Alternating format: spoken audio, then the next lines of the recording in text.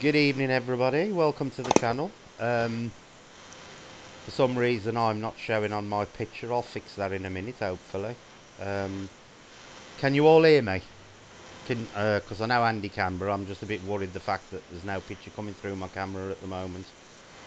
Let me just check what's going on with that, because that's a little bit odd. I've got to be honest.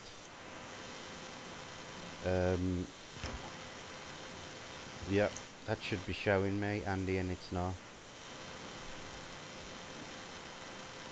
I've no idea why not. Can everybody hear us in channel? I may Yeah, need. Can they hear everybody me? can hear. Yeah, yeah, Yeah. yeah. For some reason, the camera is not working. Let me just reset the camera and see if we can get a picture of me. Not that you probably want to see me, but there you go. I don't know why that's gone off, Andy. It was working just. Mhm. No, I'm gonna strangle myself with the what's this? Oh shit! I can't find the older cable goes back in. Right, hang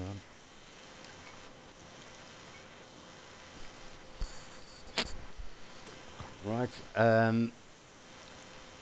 Right. I've no idea. For some reason, let me just check. Let me just check. I know what it might be actually, Andy. Okay. Um,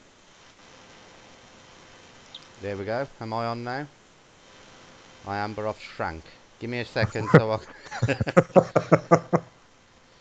give me a second, and I'll blow myself up. Not literally. There you go. You can see me now. Jace has kicked the camera before he left, so it's slightly off. Thing. Turn it round a fraction. Right, there you go. You can all see me now. Right, tonight we're going to be discussing the Fae and modern day misconceptions about what they are, what they do, and what they look like. Yeah, I'm a mini me, Tracy. We we've also got a selection of very, very interesting pictures that Andy has taken over the course of his illustrious Fae career. Yep. Of the various different types of Fae. So what we will probably do is we will name a Fae, and then we will get you to put in the chat what you think they look like, and then we will show you pictures of what they do actually look like. Flattery will get you everywhere, Elizabeth, honestly. It I really think will. you. I think you've got a stalker now as well. Flattery will definitely get you everywhere. Um, Somebody's trying the points. I don't know if the what's it. So if the points ain't working, yeah, it is. I'll say I'd reset them if it were. So the points and stuff are gambling on. So what we will start off with first is basically the definition of the two main different classifications of Fae. Not the type of Fae, but the two courts that they actually fall into. You have the Seelie court and the Unseelie court. Um, Andy ain't got his camera on. I The ain't mo- got a camera. I'm sorry, stalker. yeah, the most. I'll try and get one next time for you though. Wink, wink. So you can see what he looks like. The most common misconception regarding the courts is that the Seelie court is the court of the good Fae, and the Unseelie court is the court of the evil Fae. This, in fact, is not true. So I will let Andy go on and explain to you what the Seelie court is and what the Unseelie court is. Okay, Take it okay. away, Andy. Okay, okay. So as we know in our research, the Sealy Court are the group. I mean, it will include all different types of fae, and they are the ones that will try and work alongside humans for the greater good. They're quite pleasant. They can still have the tricksterish ways and stuff like that, but in general, you'll always have a pleasant experience with them. The Unseelie a little bit different. They're what are known as Puritans, and they don't believe that any in that realm should be working with human, even just talking or acknowledging Yeah. that we exist. Right. And again, they can include majority at different types. But then you've got some that have got a foot in each as well. So you've got a little bit of a grey area with some of them that'll be unseelie, but can be brought around Yeah. if you can sort of interact with them a little bit more than usual, or So yeah, you have got a crossover between two as well. Right. So, for example, if I remember right, leprechauns can be part of both the Seelie and the unseelie court. Is that correct? That's correct. Yeah. Is there any situations where they will switch from one court to the other? Or is it once they're in the club, they're in the club and they never change? Well, they can change. Like I said, they can be brought round. It depends on the person. Uh, so, for example, such as us, we have had an experience of fetching a group of unsealies more friendly. Right. It started out with quite nasty activity, Mm-hmm. and with continuous persistence, which I don't suggest that you really do. But us being how we are, we like to see how we can experiment with them. Over the course of about a year, we managed to get them quite friendly towards Right. us. But they can see our intentions. They know why we're there and what we're doing, and we have got absolutely no malice against them. Right.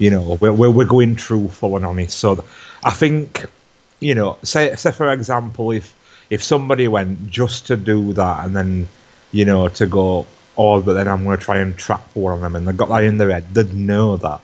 Right. So they'd never come round to that person, Yeah. So Yeah. it'd always be a bit iffy, So it all depends on you as well. It all Yeah. depends on the Yeah. person that's trying to deal with them. Yeah. But you have got some that would just be like, no, outright, even to us, Yeah. No, which we've experienced, yeah. Now there are some that are traditionally what they class as uncourted, which are neither in one or the other. Yes. I believe it's things like satyrs, dryads, and nymphs, Yeah. stuff like that, Yeah. isn't it? Yeah. Do that? No, gnomes as well are like that. Gnomes are uncourted as well. Yeah. Do there? Are there ever cases where they do join one court or the other, or do they, or are they the Fae races that stay out of the political side of things? I think, yeah, because they work on a different way, especially dryads. They're like more. Like, as far as I know, in people's research that try to communicate with dryads, you can't physically talk to them. It's all based upon feelings that you get and, stuff like that. So Mm-hmm. they're working on a whole different level to usual ones. And Right. so, yeah, I think it depends on what they are, Okay. Okay. Uh, yeah. Right. Ellie's asked a question there. Your stalker. She says, "Unicorns, are they actually real? What do you guys believe?" uh, Personally, we have never come across any sort of fair talking about unicorns, or we've never claimed to have seen any on camera or on photograph or anything like that. So I can't specifically tell you that I believe in them or not. Mm-hmm. But what I can tell you is, via other people's research, they believe they are indeed an animal in the other realm, Right. See, alongside dragons and for what me, have you. I'll class Yeah, them more as mythical than elemental unicorns. But that's just personal belief for me. yeah, I think they are more of a mythical being, but that's not to say they don't exist. But yeah, exactly. but for me, they are more mythical than elemental. Yeah, I would I have mean, thought. in physical terms, a lot of people had put them into cryptid, you know, Yeah, yeah, yeah, if they were on our physical level. But I yeah. think they are more animals of their realm if they were real. I mean, some people might have seen a slight crossover in Hmm. past Yeah, where they've got a glimpse of one, but yeah, apparently it's really rare. yeah. Vanessa says if unicorns and fairies are real, then are vampires. Uh, I you know, see, it's, I know my answer to this.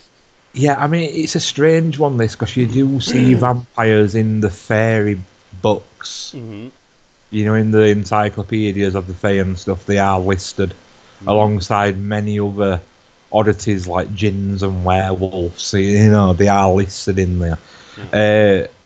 Uh, but vampires, as we know them through modern media, I don't think it'd be the same thing. Yeah.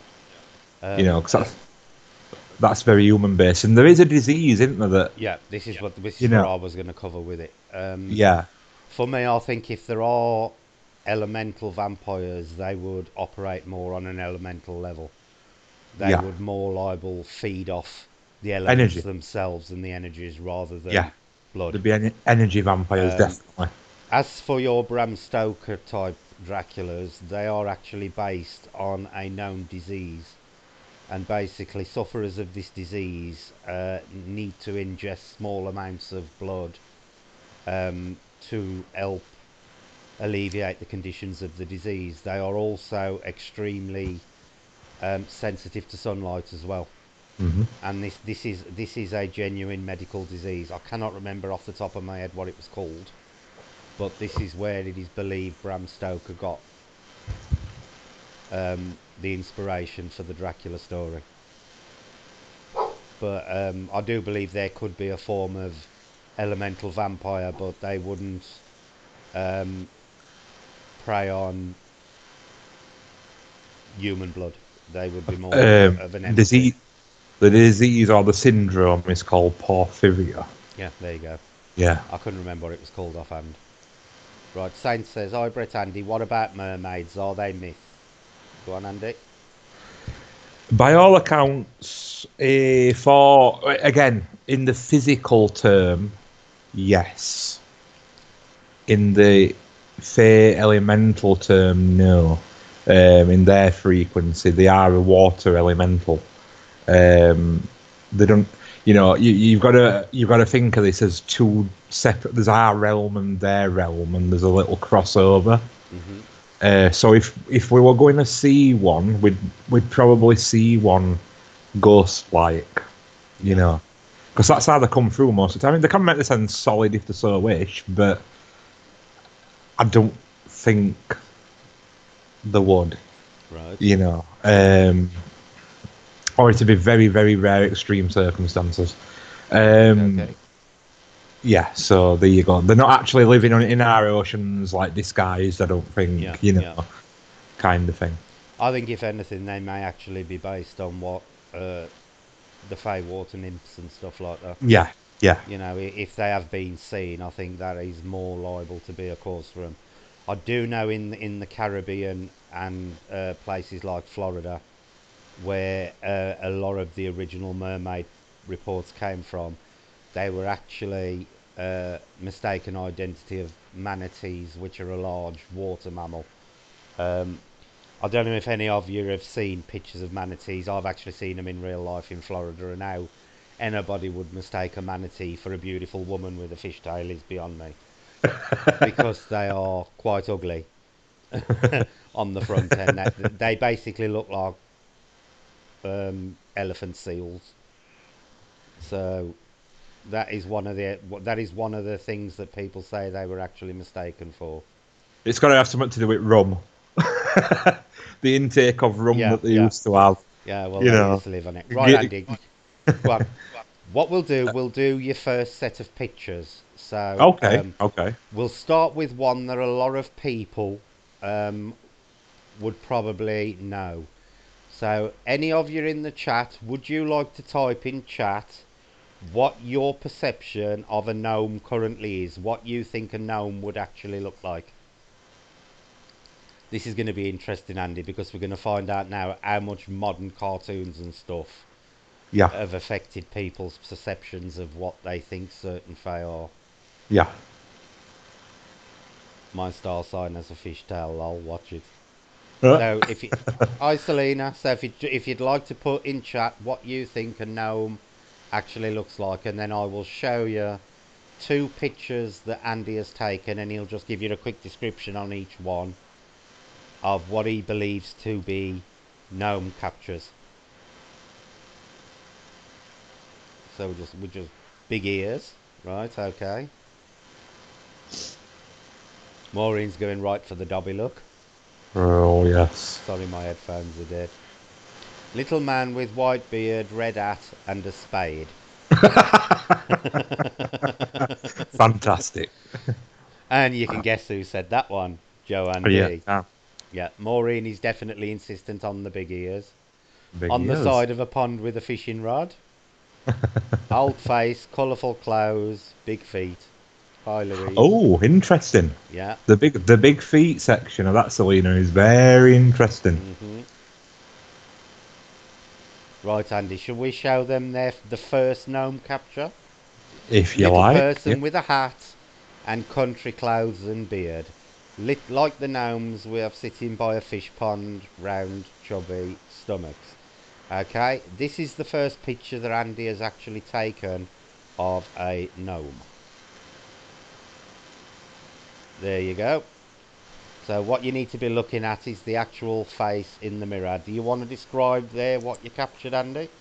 Right, yeah. So this particular evening, we were doing a private invoking elementals via like a witchcrafty style circle. Right. And I were wanting to like call some gnomes in and start talking to some. And via a witch, obviously she told us to scrub a mirror clean as best you can get it. Take some photos, make sure there's no like smudges or out like that happening. Yeah. Because they like to show themselves through mirrors. Right. So we were like, oh, we'll give that a go.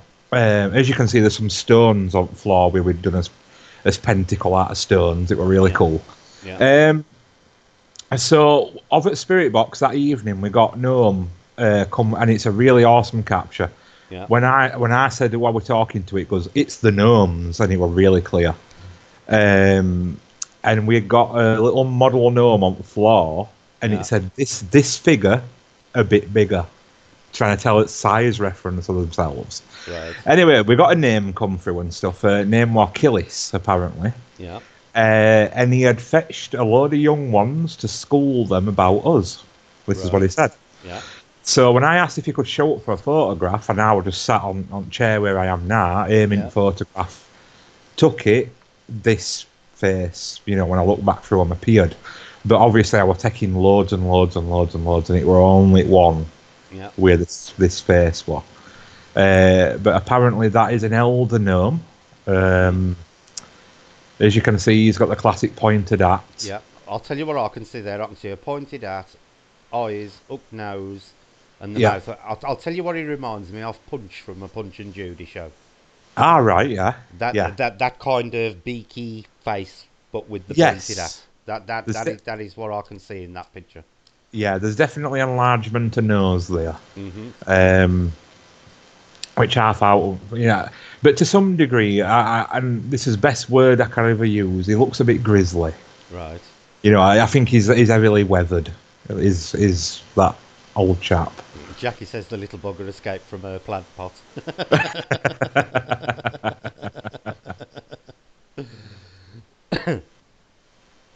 Yeah, Jackie, that's right. Achilles has visited cats before. Yeah. Okay, so that is picture one. So we'll now show you picture two that Andy captured of a gnome, and he can tell you about this one. Now this one I think is really interesting, Andy. There. Yeah, because I think this one is extremely clear. You're going to be very interested in where this actual location is as well.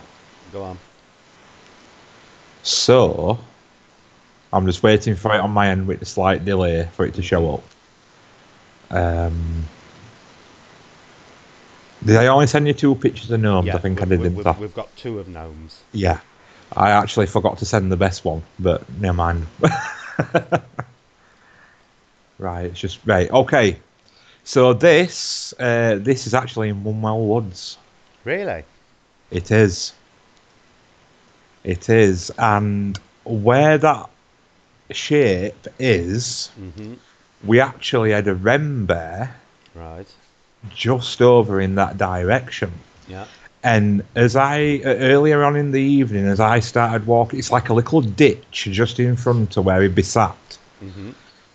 And when I started walking away, it was going off that bear. Yeah. And every time I approached it, it just stop dead, you know. Right. Yeah.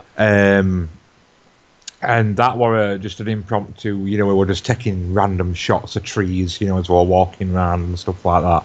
Mm-hmm.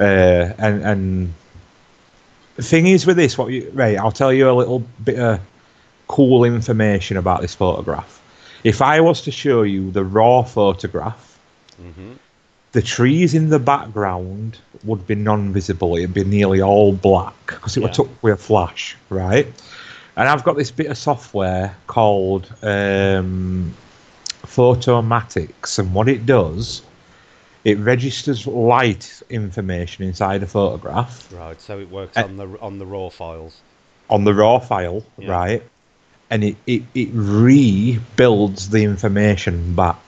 Mm-hmm. So all them trees that you can see, again, were all black. Yeah. And it rebuilds the information and puts in what were there present at time. Mm-hmm. So a figure like that showing up is rather interesting. Yeah. I'll tell you what's really interesting about that photo with me as well. You can actually see the colour red in his hat. You can, in the noise, because that's due to photomatics as well, that little bit of noise, it's trying to show you as most depth as it can. Yeah. Because you can just see that tree next to him in background, can't you? You know. Yeah, it's actually pulled colour out. And I can see as well, I don't know if anybody else can see it, it looks like a bit of white moustache just above the branch. Yeah. Yeah. Right, now we've got a couple of questions regarding gnomes. Let me just scroll back up to them.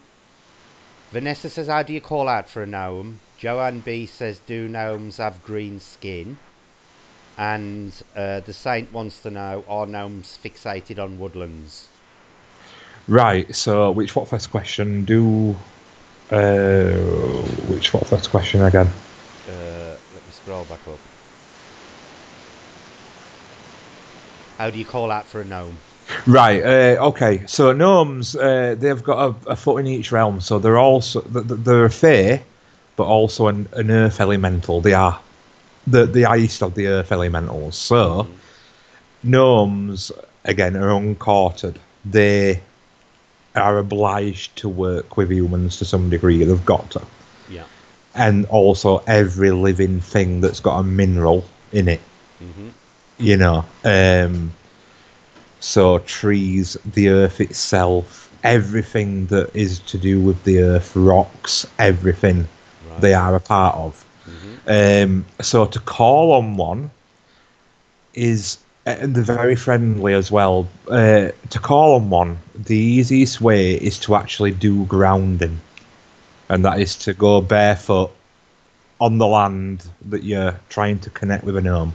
Mm-hmm. It'll resonate well with that, and just visualize them, call them in, ask them to come and interact with you. If they're not busy, they will do it. But always gift them back.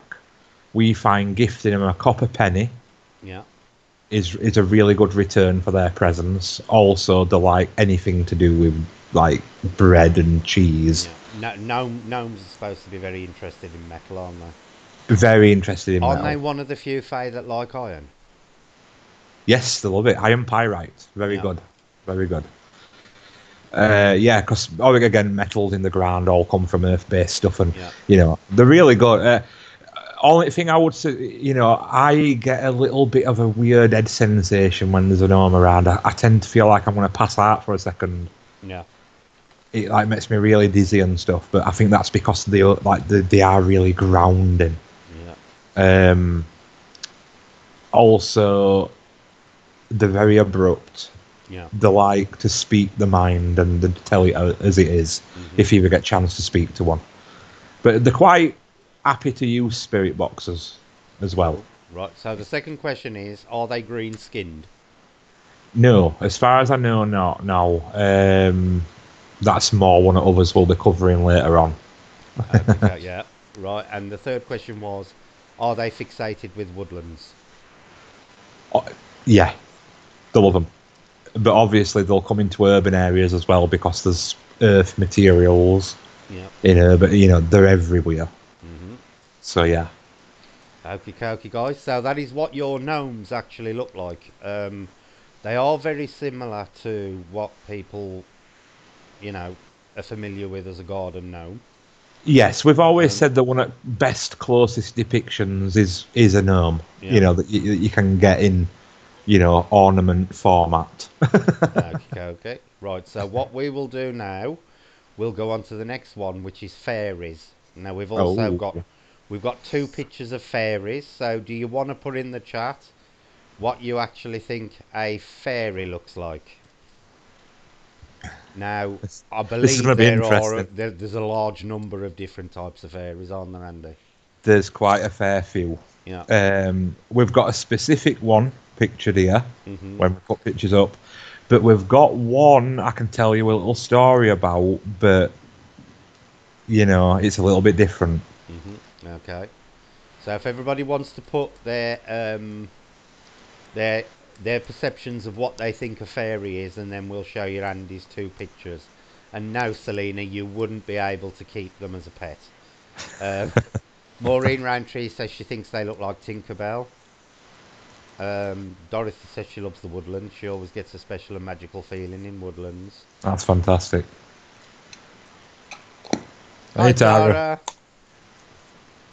So, if you want to put your thoughts in about what you think a fairy looks like, and then I'll show you the picture. Right, Ellie's posted a emoji. Blue winged, pretty, glittery clothes with long hair and ugly face. That's Joanne. Wow. Had got to Wow. add something at the end, hadn't I? Stephen says a midget with wings, person like. Maureen says 4 inches high, nude with wings. Maureen's obsessed with no clothes. Selena's interested. Oh, that's interesting, Selena. Like Daddy Longlegs, but bright and colourful. Jackie says she Okay. thinks they're like butterflies. Dorothy thinks they're golden haired and very slender. Tracy B thinks they're colourful lights. The Saints thinks they're ladylike with butterfly wings. Right, now the first one I'm going to show you is just a bog standard fairy, and then the following one I'll show you will be a tree fairy. So Okay. this is what Andy captured as a fairy. And I like this one, Andy, because this is the one I was telling you about that looks like he's actually grasping somewhere. I thought it was the elf picture, it ain't, it's the fairy. Oh yeah, yeah. Well, I've got a funny story about this as well. Now, if you look in that one, I can actually see something with a pointed head, arms and legs, and I can actually see wings on its back. Yeah. But it looks like it's actually either grasping a spear or some kind of halberd or axe. But it's got very spindly arms. Yes. So Right. you'll have to tell me when it comes up. Yeah, it's up. Okay, okay. It's up. Right. So this one again, it were in another similar session with the mirror. As you can see. Yeah, And I were actually showing Chloe the photograph, what you can see right now. yeah. And I was like, look what's just popped up. And she was like, what? Right, so we'd got on the spirit box session from this particular invoking, Mm-hmm. we got fairy come through immediately. Because I always start asking what sort we've got with us tonight, and it said fairy. Mm-hmm. It gave me a name, which was Kira. Yeah. Right, and I asked, how did you happen to come in here and communicate with us? Right. And it said, heard Bell was out hunting barley. So I'd Right. gone outside and rung my bell at door to ask for him to, come Mm-hmm. in. So this is where we started cottoning on to the bell is working, the taking note of it. Yeah. Yeah. And an absolutely amazing part that's going to confirm this with you, what you said, you can see holding something, right? We actually got, of its spirit box in this session, the fairy saying, I'm smacking it about Right. Chloe. Yeah, it Oh, said, so it was smacking Chloe. it looked like it were going to give Chloe a backhander with this, whatever, where it hand, Yeah. and it said, I'm smacking it. I'm sure Chloe was, extremely Oh, pleased oh about yeah, being she was. described as an it. Yeah, she was. So uh, that one yeah, is your bog standard fairy. I think it's like a semi sort of bleed through a frequency, that one, because you Right. can't quite see any features or solid. It's more ghost like if you look at it. Yeah. It's more spectral, Yeah. isn't it? Yeah, It's definitely incorporeal. yes, You can see yeah. through it. Right, now the second one we're going to show you is a different type of fairy, and this is one that Andy captured in a tree, and he believes is actually one of the tree fairies. Hmm. There you go. That's that one. Now this one I think's really interesting, Andy, because to me, that has got legs like a fawn. It's got rearward facing legs. Yes, yeah, I did notice that when I was taking a good look at it. Now, a lot of people who've seen this one have said, well, that one quite really does look like a Tinkerbell style, Mm-hmm. classic look. Yeah. Um, so, interestingly enough, I can't see any wings on it, No, I can't on that one. which I always found more interesting. Yeah. Uh, this actual photograph was taken in the nature reserve near the Druid's Table. Yeah. And I have been to this particular tree many, many times, and there is nothing Mm-hmm. that looks even remotely like that near that tree, Yeah.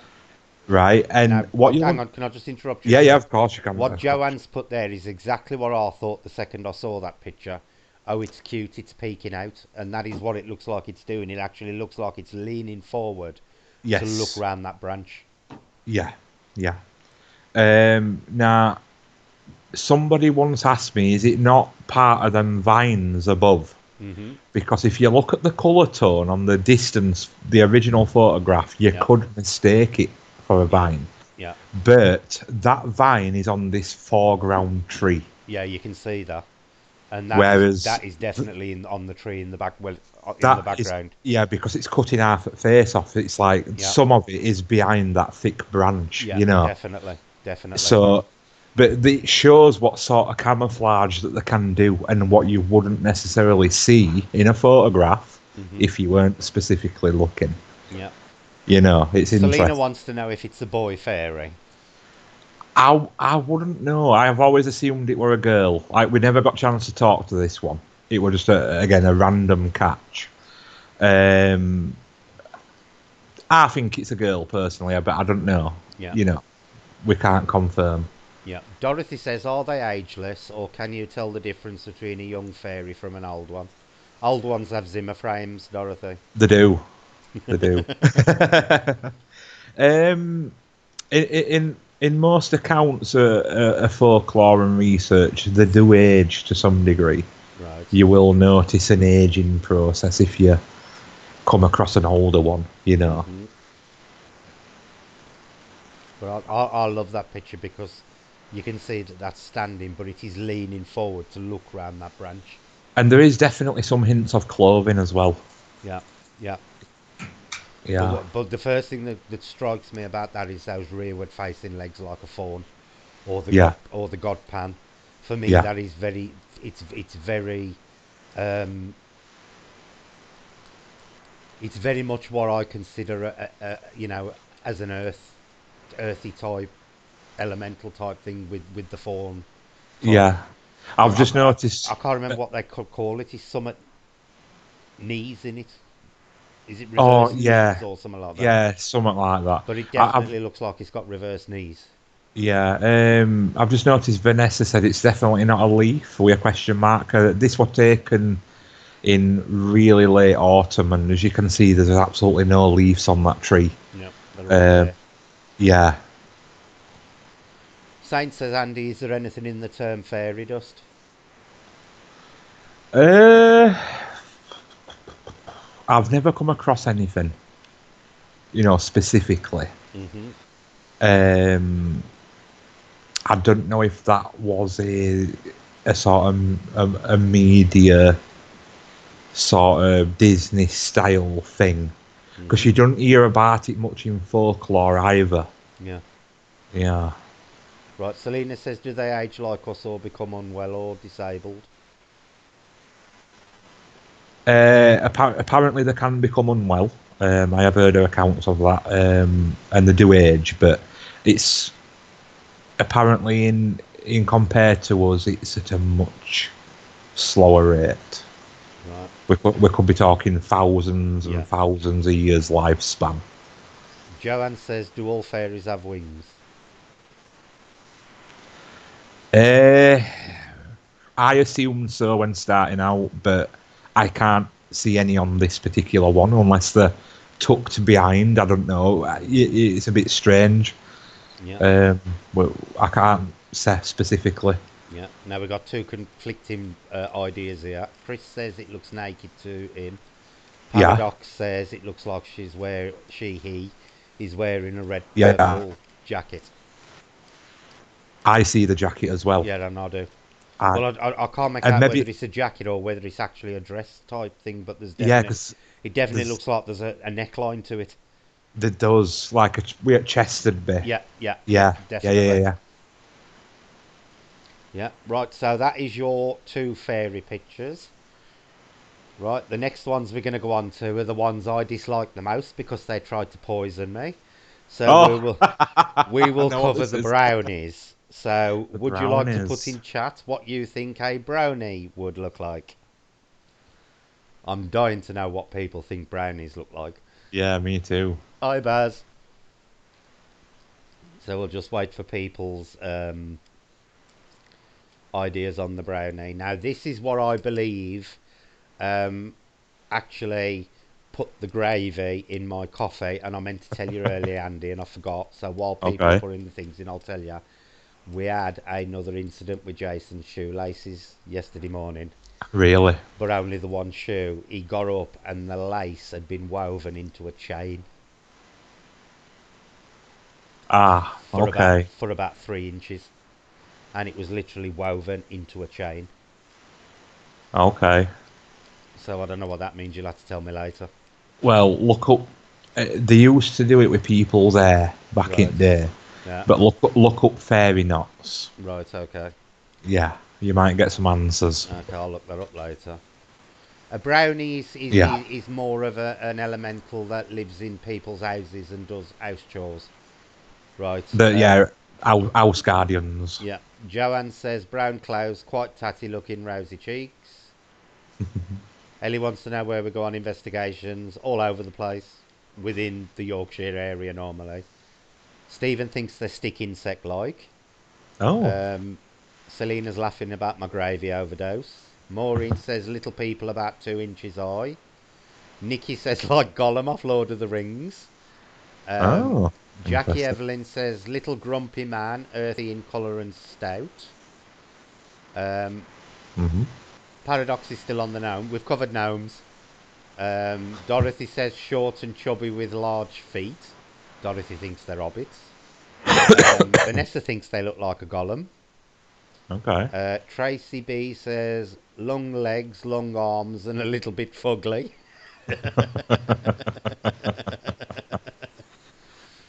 Right, so we will show the first brownie picture, and this is what poisoned me. Now you need to have a decent sized screen to see this one because this one is a little bit fuzzier than the others, but I can Is see it? a very distinct face in that. Which one is it?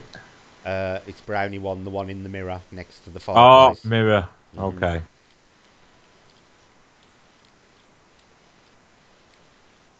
We had some really good sessions with the mirror photos. Yeah. I ain't done it for such a long time. I should really take it back up. Hmm. It's got chubby cheeks. Yeah, that's exactly what I saw on it. It has. Yeah, so that is my brownie that lives there. Um, Absolute characters they are, as Hmm. Brett knows. Yeah, most definitely. Looks like a um, scan pic, Selena said. yeah, it's again. I always run it through that photomatics, to Hmm. put structure and light back in. Um, Tracy was right. But yeah, by all accounts, they've got really big ears, which I can kind of see inset ears at either side of the head, Yeah, and I can also see what looks like a cap that's yeah. hung backwards. Well, The Dorothy says it looks like it's wearing a judge's wig. It's definitely wearing something on its head, without a yeah, doubt. There's definitely uh, something on its head. I don't really see much nose involved. It's like it's quite flat at mouth, Yeah, yeah. I'll tell you what it you looks know. like to me. You know when we were on about elephant seals earlier on? You know how their nose like Yes, runs down the face, but like it's almost like it curls back into the face. That's what the back nose looks into it. like on that to Yeah, me. yeah, that's it. Got a it's almost pig-like snout, but long and narrow, almost like a very short elephant's trunk. Is what it looks Yeah, like to me. yeah. Now, do you want to know something really interesting? Mhm. Um, After we caught that photo, I started following a lot of Instagram accounts because I used to put my photos up on there. Yeah.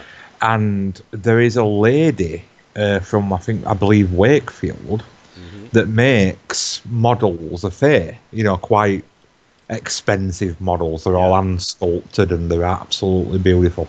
And her range of brownies look very much like that. Do they? They very much look like that. And I said to Becky, I said, I wonder if she's seen or experienced one, Yeah. you know, to base. And I mean, it's very Yeah. close. It definitely Yeah. does to me look like a baby elephant with a short, with the way a baby elephant has its ears folded down and got very short Yeah. trunk. Yeah. That is Yeah. that is what I see in that picture. It's got its ears folded downwards with this really strange, quite bulbous trunky nose. Is what I can see on that. Yeah. So that is the first one. Right, we will show you the second one now. I can't remember what the second one looked like now, Andy. Oh yeah, this is the creepy one. Yeah. Yeah. Right, here is the next one. Now I find this one a little bit creepy because to me it looks like a Sandman off Star Wars. All right. That's what it looks like to me. You know how they got them masks with them big eyes and Yeah. Yeah. Yeah. that funny mask they used to wear. It almost looks like it's wearing some kind of strange gas mask type thing. I do find that one a bit creepy. It looks like it's lurking for some reason. Yeah. This one was taken at Walton Hall. Right. Um, the doorway that you can see, the the area where the little figure is another doorway that leads into a back passage under the stairs, Right. and we've got multiple shots of that because we were taking some like proper shots at Yeah. rooms and Yeah. stuff. And there's Becky's versions, and then there's mine, and there's multiples, and it's the only one again where there's a clear sort of shape in the doorway. Mhm. And I remember that because I were using that way through while people were doing little bits and bobs, in this room that we're stood in. Yeah. And there is nothing on that white wall. It's just a plain Plain white wall. wall. Yeah. So there Yeah, is definitely someone standing there. yeah. Again, I see some sort of little yellow cap on head. Yeah. Um, Yeah. It's like Vanessa just said. It looks like something's hanging down, like long-eared at. Almost is what yeah, it looks like. There's definitely something hanging down over the shoulders, yeah, from yeah. the shoulders. Definitely. And what's very interesting as well is if where it stood in that doorway, if you were to carry on, Mhm. that's the big dining room area Right. where we got the word brownie through Spirit Box. Yeah. Um, and also, some urban exploring teams that have done this place have had knockings and tappings in that dining room Right. when asked if someone can make a noise, and it's done it. Right. Okay. And they got really creeped out, like a feeling in there something were happening. Right. Let's get So on yeah, to the questions then. Do all of okay. these things have human, like bodily needs and functions, eating, drinking, and going to the toilet, etc.? This is interesting. So obviously we know they like food because they react to food. Yeah. It's one of the major, you know, things that you do to gift in interactivity with any at fair. um, which suggests, because we know our life works, that they would need to somehow pass that food, you know.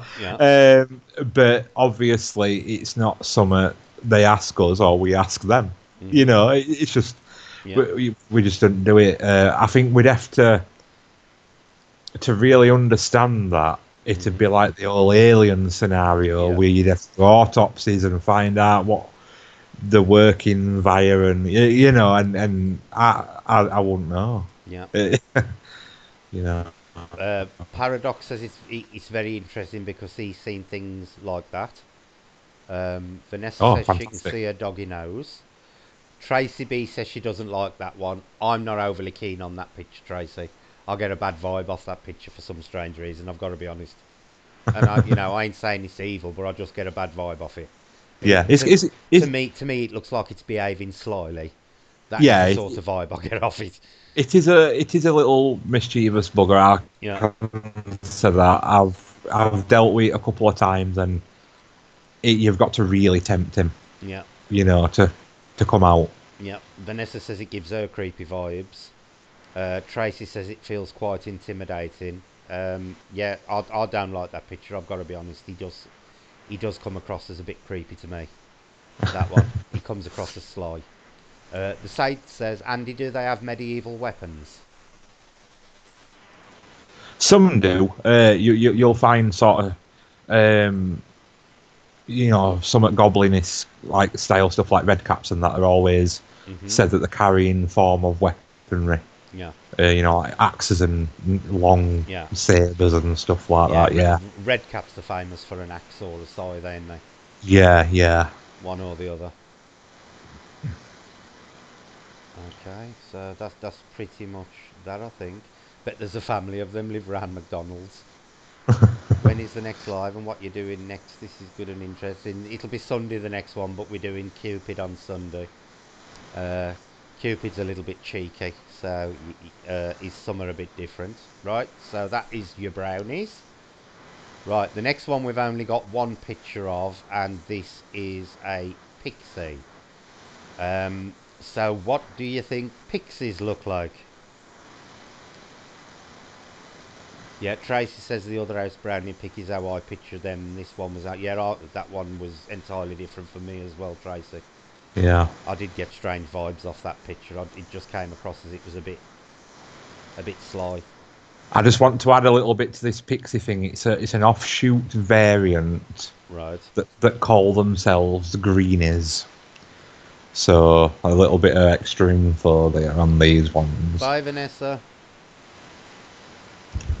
Right, so what do you all think pixies look like? Pixies that are angry can sting you like a bee. Right, okay. Yeah, they can be a bit nasty when they want to be. Right, Selena thinks they look like pigs, but cute. Okay. Okay. Paradox thinks they're girly with wings and different kinds of them. Quite interesting, that one.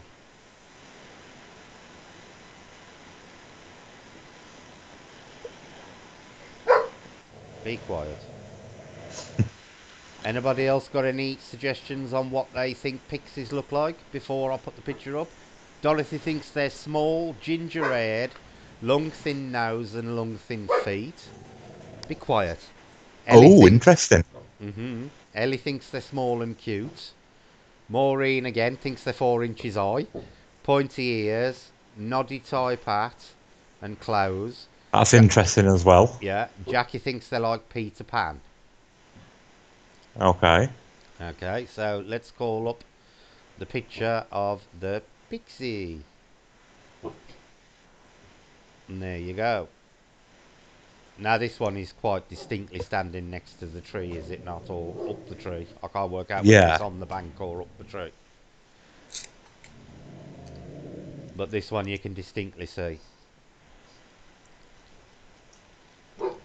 And funnily enough, Andy, I cannot actually see any wings on that picture. Me neither. Me neither. But there is apparently a bit of folklore that states a pixie will only gain its wings through like evolution. Yeah.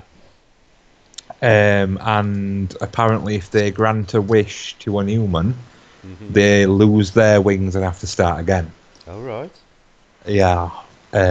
So, again, no confirmation on that. Mhm. But somebody mentioned didn't they, the pointed ears and the long nose, and that nose. Yeah. It does look very slender and very pointed, Mhm. you know. But I see it as like a little jacket. Well, I was just thinking, it almost looks like it's wearing a ghillie suit. Yeah. Is how it looks to me. It looks really, really camouflaged. Hmm. That is how it's coming across to me. It almost looks like it's standing there in a ghillie suit. Yeah, yeah. And Act looks absolutely massive. Yeah. Like it'd have some sort of elongated head, maybe, Yeah. Yeah. underneath there. Mhm. But yeah. Mhm. So, anything else you want to say on that picture before we move on to the other one? Now, I'll warn you, the next one is probably one of the best pictures of a fae I've ever seen. There are two pictures that Andy's given me tonight, and one of them is the next one that's coming up, which is the picture of the leprechaun, Oh. and the other one is the third goblin picture. Ah. Yeah. But we'll be moving on to the leprechauns next. So I'll take that pixie one off, but that is basically what your average pixie looks like. But to me, it definitely looks like it's this. It's wearing some kind of natural camouflage. Yeah. Right now, what do you think a leprechaun looks like? Because I think when you see this one, you're going to be extremely shocked what this picture actually captured. Really shocked. So let's see what people say about the leprechaun, Andy. Yeah, yeah. I'm rather interested in Yeah. this. Bear in mind, I've only caught this one picture. Is this the only picture you've ever got of a leprechaun? Only ever one, yeah. Okay, okay. So, And there is a little bit of a story behind this, so yeah. okay, okay.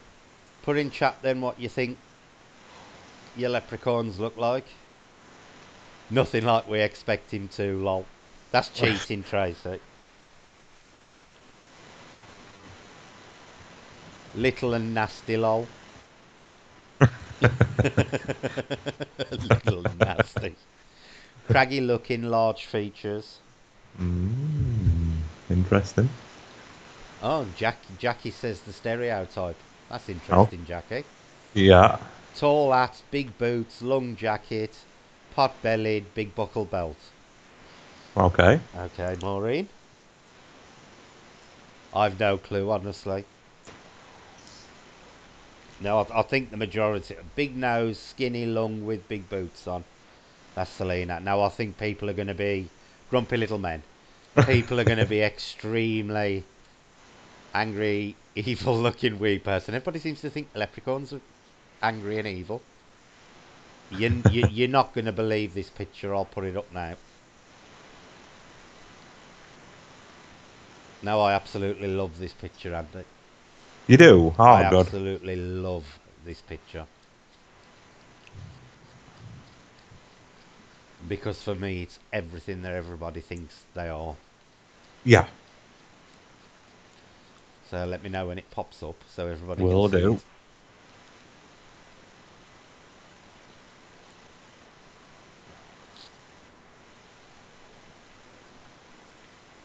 Is it there yet? Ah, there he is. There he is. Mm-hmm. Um, yeah. An interesting capture. The camera activated on itself for this picture. Oh, that's interesting. Yeah. Chloe were around Chloe's neck, and the camera just activated. Um, as you notice, there's some little red lights Mm-hmm. on the ground next to him. Yeah. They're actually proper Christmas lights that we used to take around with us. Right. There's a certain colour frequency that we used to put out on the floor, and he's right next to him. Mm-hmm. Um, now, this this particular one is who we know to be Tinker. who used to come over his spirit box frequently Hmm. that were connected to Peter, my friend that passed away last year, Yeah. beginning of this year. Jackie Well, says last he year. looks a little bit like the stereotype. I think he looks a lot like the stereotype. Yeah, quite a lot. Now, if anybody ever followed the story on the sort of my friend that passed away, he believed because he were Irish, for Peter. He had three entities that popped up around him, and this was one of them. Hmm. But what he had been doing is coming to see us, Yeah. and the others got mad with him. Hmm. Now we have actually got a spirit box session with this particular name Tinker that come through that told us he was originally from Northern Ireland, and Yeah. he gave us an exact spot of place that he come from and everything. Oh, You know, and really, really. Selena thinks the leprechaun's the guy in the jeans, and Nicky New says who's the hot guy in the grey hat and jeans. Lol. That'd be me. I knew he'd like that, Nicky. Way. But I can actually see in that I can see his hat. I can see the brim on his hat. I can even see his ear rolls propping the brim of his hat up. Yeah, You can see eyes, nose, mouth, arms, you yeah. know, and even it looks like some kind of little dressy type top It on. does look like it's got a flared out section, doesn't Yeah, it? yeah, yeah. Yeah, No, I don't know yeah. whether that's a dress or whether it's like a waistcoat type thing, and he definitely looks like he's kneeling down. Yeah, it's a rather interesting character. Yeah. But But I did get accused of being a fake in this one, hmm. which is rather interesting. And they actually said that I had put a model of a leprechaun in that spot Right. to take that photo, and my reply was, if I had a model of a leprechaun that looked that good, I would have been showing it off Hmm. because I'm a collector of gnomes, as you know, and stuff like that. If I see out that's cool, I'll buy it because Yeah. I'm into this stuff. Yeah. But if anybody can find me a leprechaun in a model that looks that good, please give me a tip off and I'll buy it. Yeah. But no, it's 100% genuine. I call. But I absolutely love that picture. It ain't my favourite one. My favourite one's coming up next, which is the third Goblin picture because um, I've never seen a picture like it. I've got to be honest. If it's one I think it is, it's really old as well. Hmm. Yeah, So that is what your leprechaun looks like. So basically, they do look pretty similar to how people think they do with the they do. rats and stuff. So that is your leprechaun. Right, the next one we're going to do, which are really interesting, is the Goblin family. Um, Now, there's a number of variances with the goblins in there, Andy. There's quite a fair few subcategories. Yeah. So, would you like to put in we're living in a world without toilet paper or a world without pasta? I don't know. So, put in the chat what you think a goblin looks like. I can't wait to get to picture three on this, Andy. I, I think picture three is the one that's going to give people nightmares. Do you think? Yeah. Well, interestingly enough, I think is it picture two with the two. I can't remember. I just stuck them in the order you'd sent them me. If it is, then it's the same building as well, Hmm. which is interesting.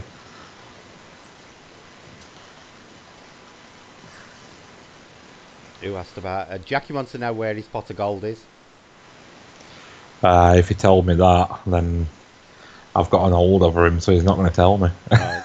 Right. Maureen thinks goblins look like Noddy. I think it means Nobby off what's it with mean face. Okay. Paradox says pointy ears. Stephen Mhm. says like Gollum. That's interesting. Mhm. Paradox says green. Uh, Angry villain of Spider Man. Jackie says tall, skinny, and nasty faced. Mm. Dorothy says misshapen, bulbous features. Right, we'll Uh, start with Interest. Goblin Picture 1. Okay. Now, this one to me looks like it's walking like an ape. I've got to be honest, Andy. Yes. This one definitely looks to me like it's crouched like an ape. Well, resting on its knuckles.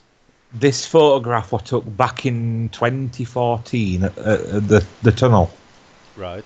in Fergoland. Yeah. We have got an interesting series of photographs of this stored somewhere Mhm. where it was sat in that position over Right. about 25 photographs, Yeah. right? But its head is turning Right. to watch a dog that we had with us running around sniffing into the bushes like it was trying to find something, Yeah. right? And it were watching a laser pen light, and you can see trajectory, its head looking round in all different angles. Yeah. I totally Which, agree with you, Chris. It does look like Gollum. It looks like an ape, the way it walks on all fours, like Gollum did in Lord of the Rings. yeah, Oh, you think that one's creepy, Jackie? Wait till we get to picture number 3. yeah. We actually went down cryptid route back then before we knew anything about this sort of stuff. Yeah. And apparently it quite resembles a thing somebody once trapped in Right. the garage, and they caught it in a rat trap, Yeah. and it was screaming at them and stuff. But yeah, interestingly enough, where it is situated, there's a massive stone wall, and then just behind that wall is the underground tunnel. Yeah. So I always assumed this thing had come up at wall and come down and just sat there watching us for a little while. Right. Okay, Coke. Right. We'll get on to picture number 2. I want to get to picture number 3, Andy. Oh no, it ain't. It's this one. Picture number 2. How is it? Yeah, it's this one. This one scares the life out of me. I've got to be honest. I thought it was number 3. It ain't. It's number 2.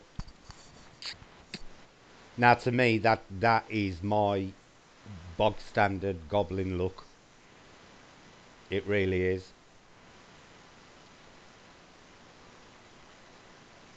Tracy says a goblin's the unpleasant side of the Fae.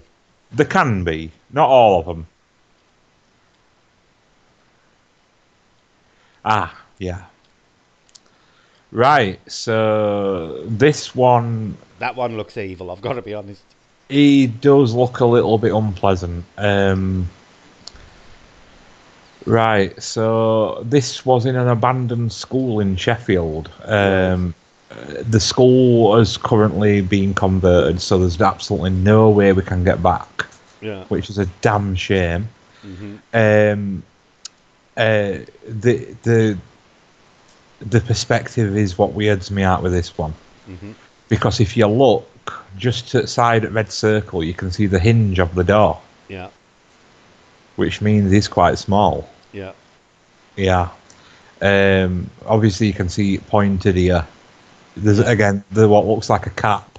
I can see what even look like might be a long sideburn side of that ear. You know, Yeah. like some air coming Yeah. off. Yeah. Definitely. Um, right. So another interesting thing about this school is um, when we were walking around, because we weren't even investigating at this point, we were just genuinely urbexing. And me and a guy were stood in one room taking some photos, Mhm. and Becky were in another room, or in this room, Yeah. and she saw somebody walk past the door, Right. and she thought it was one of us, didn't you, Bex? And obviously it weren't. We were further up corridor and doing his own thing, Mhm. uh, but it were projecting as a full size human. Yeah. So this is where we believe that they can project to visual Yeah. something larger, you know.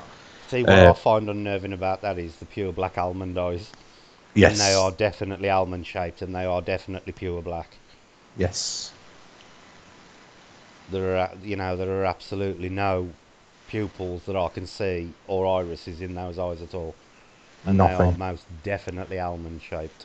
Yeah, I mean it's the entire structure at face that's there Yeah, as well. You can yeah. the upper lips You highlighted, the can even nose. see a cleft in that chin, Andy. If you look, Yeah, there's a yeah, cleft on the end of that chin. It's got quite yeah. a pronounced chin with a cleft. Right, let's have a look at the next one then. These are the two that are standing in the distance, Andy. Ah, right. So this is the same building. I always labelled them the twins back in day, you Yeah. know. Um, They almost s- look like the Greys to me. You know, alien Greys. yeah, yeah. That's what they look like to me from that distance. Um, Interestingly enough, we've got consecutive photos of this angle as well, because we always take a few shots. Yeah. And there is nothing in that doorway on any other photographs. Yeah. You can definitely see masked up bodies. Mhm. Uh, Are they carrying a sword or something? Because it definitely looks like they've both got it looks like something there's glinting something. hanging down the side where the sword would Yeah, be. yeah. Now, what we have learned is there's a particular style of goblin that's a little bit more classy than the others. Right. And they will wear what is described in folklore as a black, oily looking suit. Right. But the features are much plainer. They're actually, I think they were labelled as turnip looking heads, and these are quite plain and round, Yeah. which is similar to another one that's following this one. Um, and I always assumed, well, that's what they could be, the slightly higher Yeah. variants. But if you look, they both definitely seem to be carrying a sword or something metallic Yeah, hanging down the side. Most definitely, they're carrying something. yeah, Or even, even some kind of metallic belt that hangs down like a monk's habit. But there's definitely, and you can see it on both of them. yeah, It's clearer on the one on the right, but you can actually see a partial bit of the one on the left as well. yeah. Well, that one on left, on picture where they aren't visible, Mhm. you clearly see the door frame Yeah. matching to the bottom, Yeah. and it's just cutting it off. They're not even semi-opaque. Yeah. Yeah, You can see that you can't see through them at all. yeah. But to naked eye, the one out there, Yeah. it's very strange, isn't it? Yeah. They do look like warriors to me, Jackie. They look to me like they're carrying weapons, most Yeah, definitely.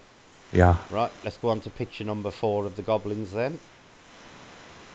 This one is really interesting, Andy, because this reminds me of fucking lightning. It's like ball lightning. Oh, other side of the room. Yeah, Yeah. yeah, Again, weren't seen to naked eye.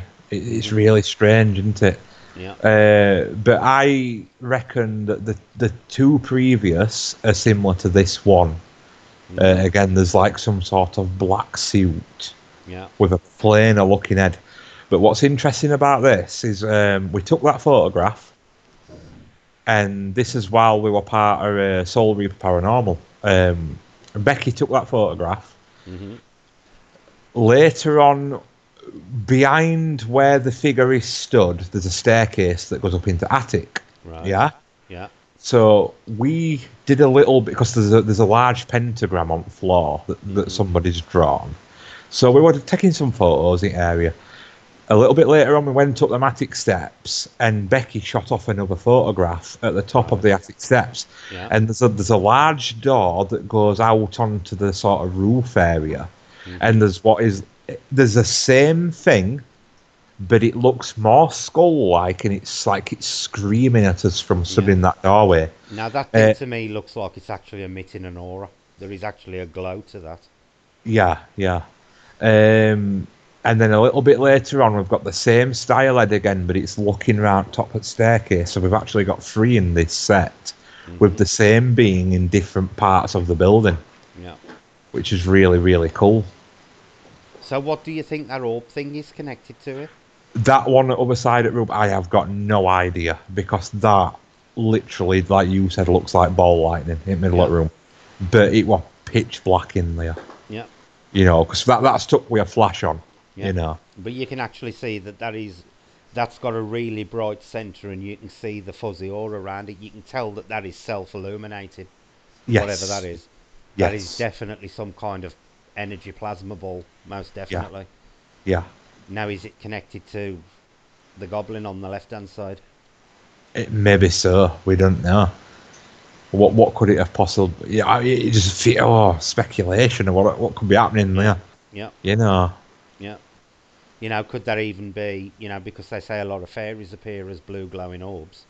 They That has do. definitely Yeah, got yeah, yeah. that, Andy. That colour is exactly the colour that I saw that night flash in my hallway. Remember when I said it was like an arc welder? Yes. That's Yeah, the yeah, yeah. colour. That's the colour of it, Right. and that is like that white thing that drifted out my living room and then came back in black. Right. Yeah, yeah. It was Very like that, cool. exactly like that. That kind of size, most definitely. So that's your four goblins, right? I think we're on to the last set of pictures now, I believe, which are the elves. So, what do you think the elves look like? This is an interesting one. I can't wait to hear what people Yeah, say about this. everybody's going to do Lord of the Rings with this one. I guarantee you.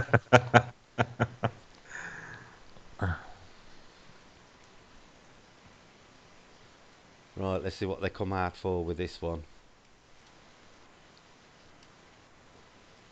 You know which one you should have sent as well. I never thought. You know the one that Cat did that we caught at the Samhain Samhain, yes. with that goblin like with that gnome like thing sitting at the stone.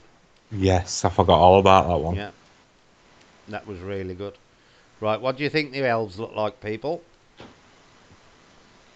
This is going to be a really interesting one. Big pointy ears. They always go for the one that it's safe bet in it and just say it's got pointy ears. Yeah, yeah. Right, Nikki says it's got big pointy ears. Now, interestingly enough, did I send two pictures here? I've got three. You've got three. Yeah. I know two of them. I can't remember what other one is. Elves are like one is an elf god, one is a wood Yeah, elf, and the other yeah. one is an elf actually manifesting. Ah, yes. Okay, yeah. Right, That's what. Steve. Yeah. Maureen says happy chappy, another knobby like. Maureen thinks all the Fae look knobby like. Stephen Dennis says pointy ears like Frodo or Bilbo. Dorothy, almost like Matchstick Man, elongated limbs. That's interesting. Yeah, yeah, it is. I was all expecting him to describe Legolas, to be honest with you. Yeah, same here. Selena says frog like. That's interesting. Oh.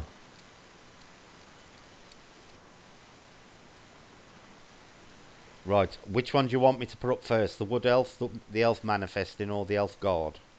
We'll go for manifesting. Right, the first one is a picture Andy took of an elf actually manifesting.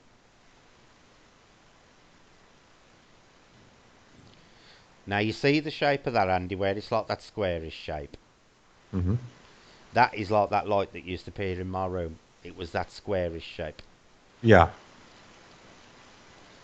Saint says big features, big heads and feet. They look out of proportion.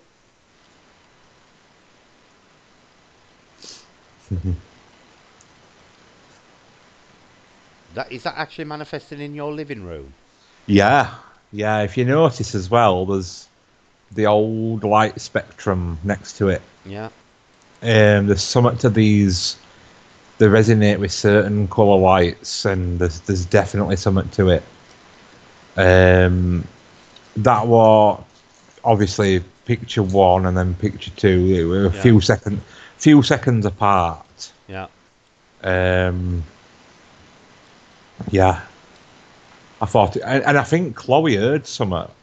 yeah. Because she's looking at it, isn't she? She's looking She's up at looking it. in that direction Yeah, because that's that corner where you'll get things happening like knocks and bangs, and where you got blown on.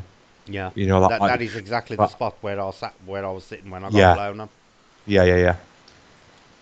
But rather interesting that we'd put elf spectrum lights out, and then we got an elongated figure, Mhm.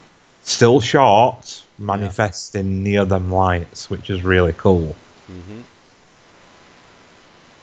And as you can see in the second picture, it weren't there as distinct as it was in the first one. Yep. That's a really interesting one. Do you want us to go on to the second one? Yeah, yeah. Do you want to do wood elf? Okay, we'll do the wood elf next then. I love this picture. I love it. It's one of my favourites. I love this picture because it's got a cute look to it. To me, it almost looks like a almost like a bush baby. is what it looks like to me. Right. It's got a really cute look about it, this one. Paradox says early this morning in his backyard he heard laughter. Oh, brilliant. It It's one looks of the like best it's... things to hear. Yeah.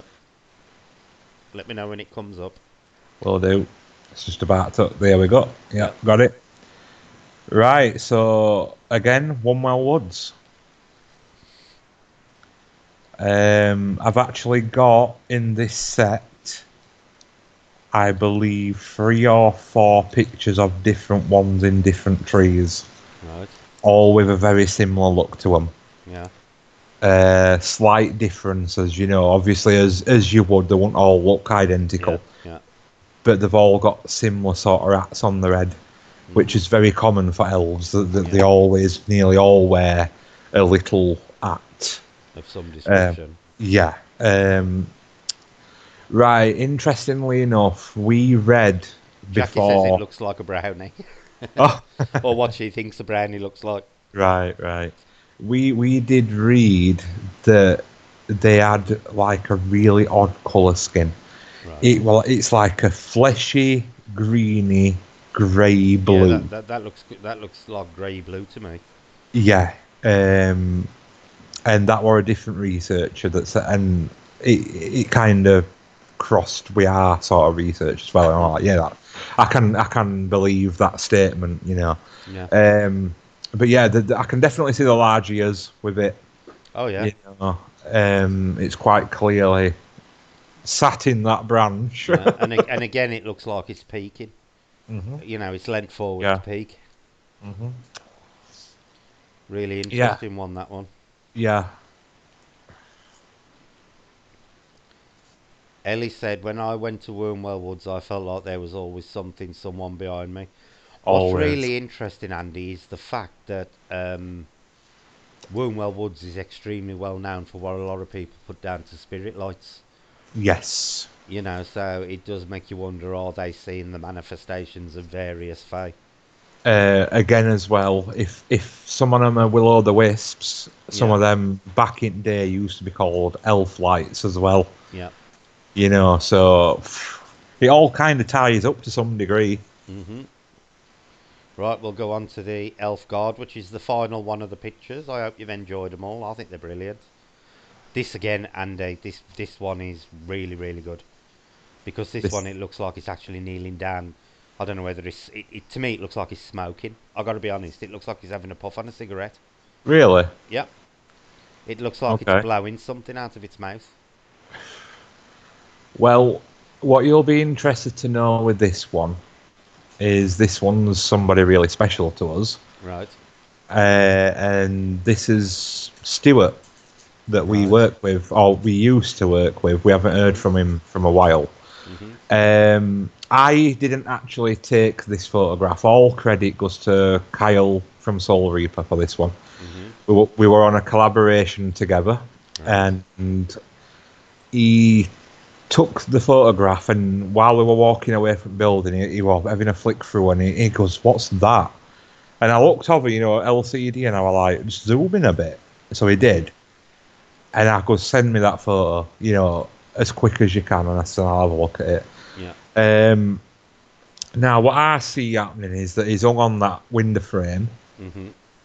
and to me, it looks like he's middle fingering the photographer.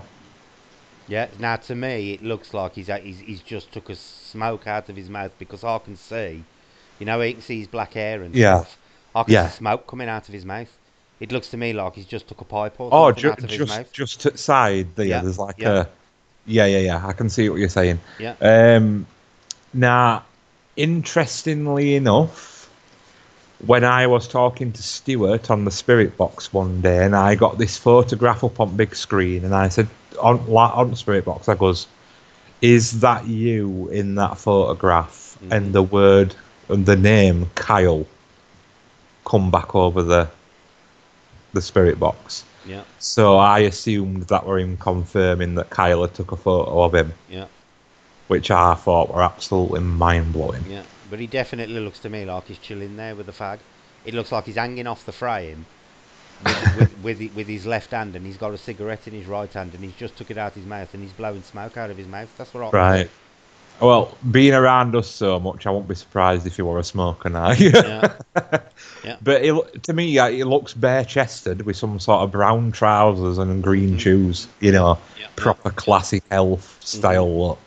Yeah. But yeah, yeah, that's him. That's you know, But that one I think's a really interesting picture. yeah, yeah. And he does look like he's got a quiff. He does He look like he's does. got a black quiff. Yeah, yeah, he does.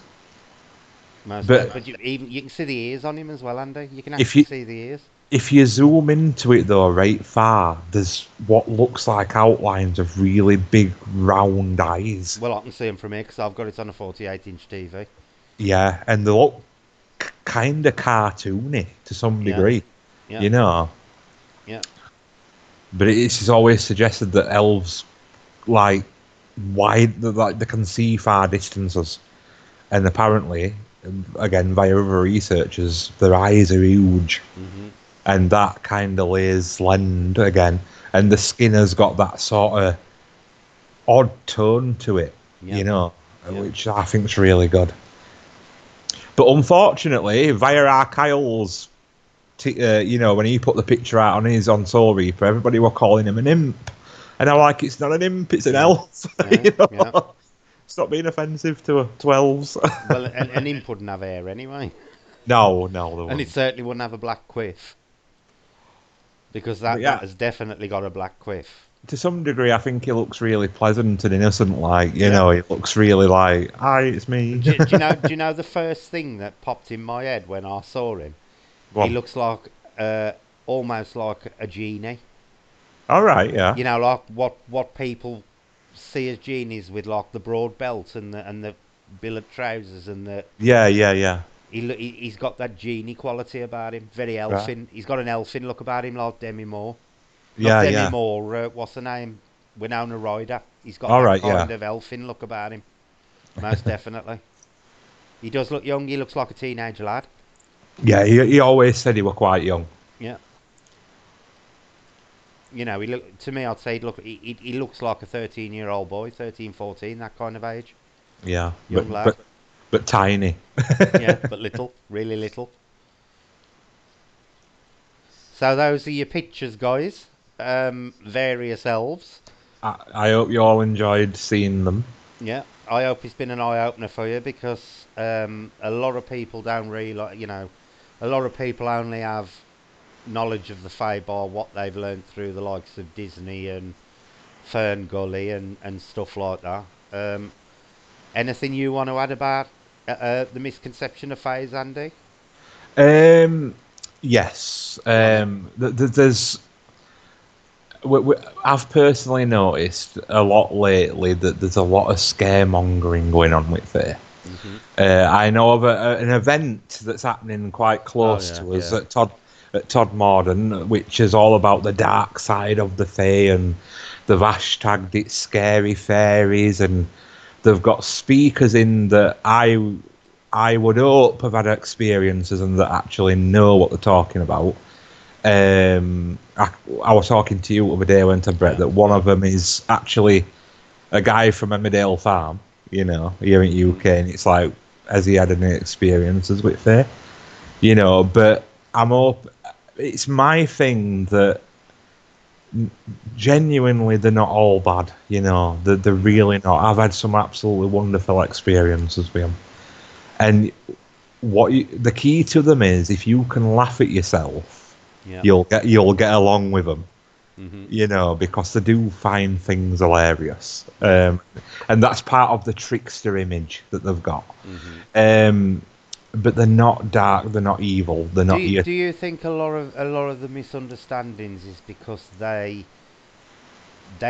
behaviour is nothing like ours? Like you say, they don't understand our concept of courtesy, and Exactly, it's very yeah. much different to their concept of It, courtesy. yeah, I think we've clashed. Hmm. You know, I think humans clashed with them because we are very different in some Yeah. respects, you know. Hmm. Um, but like I say, one of my thing about the misconceptions is going all dark and evil, even with any, form of fae, is not learning people that there can be good. At the end of the day, one of the common terminologies for them is nature spirits. Yeah. And if there are nature spirits and nature is genuinely on our side, Yeah. you Yeah. know, unless it needs to correct things. Yeah. So, think in that term and do some research in respects of good experiences because, Mhm. again, perception can be an ugly thing. Mhm. It's exactly the same with the human spirit side of things. Yeah. People can get scared at the simplest thing of just a quick visual or an object moving, but what it really trying to harm you, isn't it? Yeah. It's one and the exact same thing. So yeah, I think it's a shame that there is a lot of misconceptions out there. Mhm. Uh, the sign says, "Is it mythical that these woodland creatures are warring against each other?" Interesting question, Andy. It is. Do the Seelie and Unseelie courts clash? They clash in respects of they'll have harsh words, Yeah. but I don't think I have read in folklore that there was once a war, Yeah. but I don't think it's going on. At this point in time. Mhm. Selena says, "How can you accuse such a small thing of being bad or evil?" Um, in all fairness, Selena, there are a small amount of the Fae who could be considered evil. I always use the example of the red cap. Yeah, yeah. That they basically need human blood to survive. So that that they will kill indiscriminately, but Andy says they will also kill the Fae if need be. They'll turn on their own kind. Yeah, Yeah. so there are a small minority, like anything else. There are a small minority out there. There are dangerous to humans. Kelpies being another one, and I believe I got a thing about kelpies. You have, haven't you? Well, I don't like. I can't swim, Andy. It's the drowning thing that I don't like. Hi, Philip. Kelpies basically use trickery. They like to climb on. They're basically a water elemental, but they do like to appear on land as a horse, encourage you to get on the back, and then they jump back in the water and drown you and eat you. Or the other little tactic they like is they behave like crocodiles, where they wait until you're near enough and then they leap out the water and drag you in, just like a crocodile. So there are some Selena that would be considered extremely dangerous to humans because they do literally prey on humans. The red cap, I think, being the most bloodthirsty one of them all, because it's suggested that the red cap has to keep his cap damp with human blood because if his cap ever dries out, then it will kill the red cap itself. It's a So rather they interesting have no stuff. choice but to hunt It's an interesting humans. theory, isn't it? That Yeah, like. yeah, yeah. But apparently, it's claimed that they drain the essence. They don't actually, that they ain't covered in blood all the while. They drain the essence of the blood, and it's stored in the cap. It's what makes the cap red. But if the cap ever dries out, the red cap dies. That is one of the theories of the red cap, Yeah. or one of the stories surrounding them. Selena says, "Paranormal tech, I seem to be invisible in your chat. Can you look? I honestly haven't been bad, lol, ever." Which Fae have you never heard of, Tara? The red cap or the kelpies and selkies?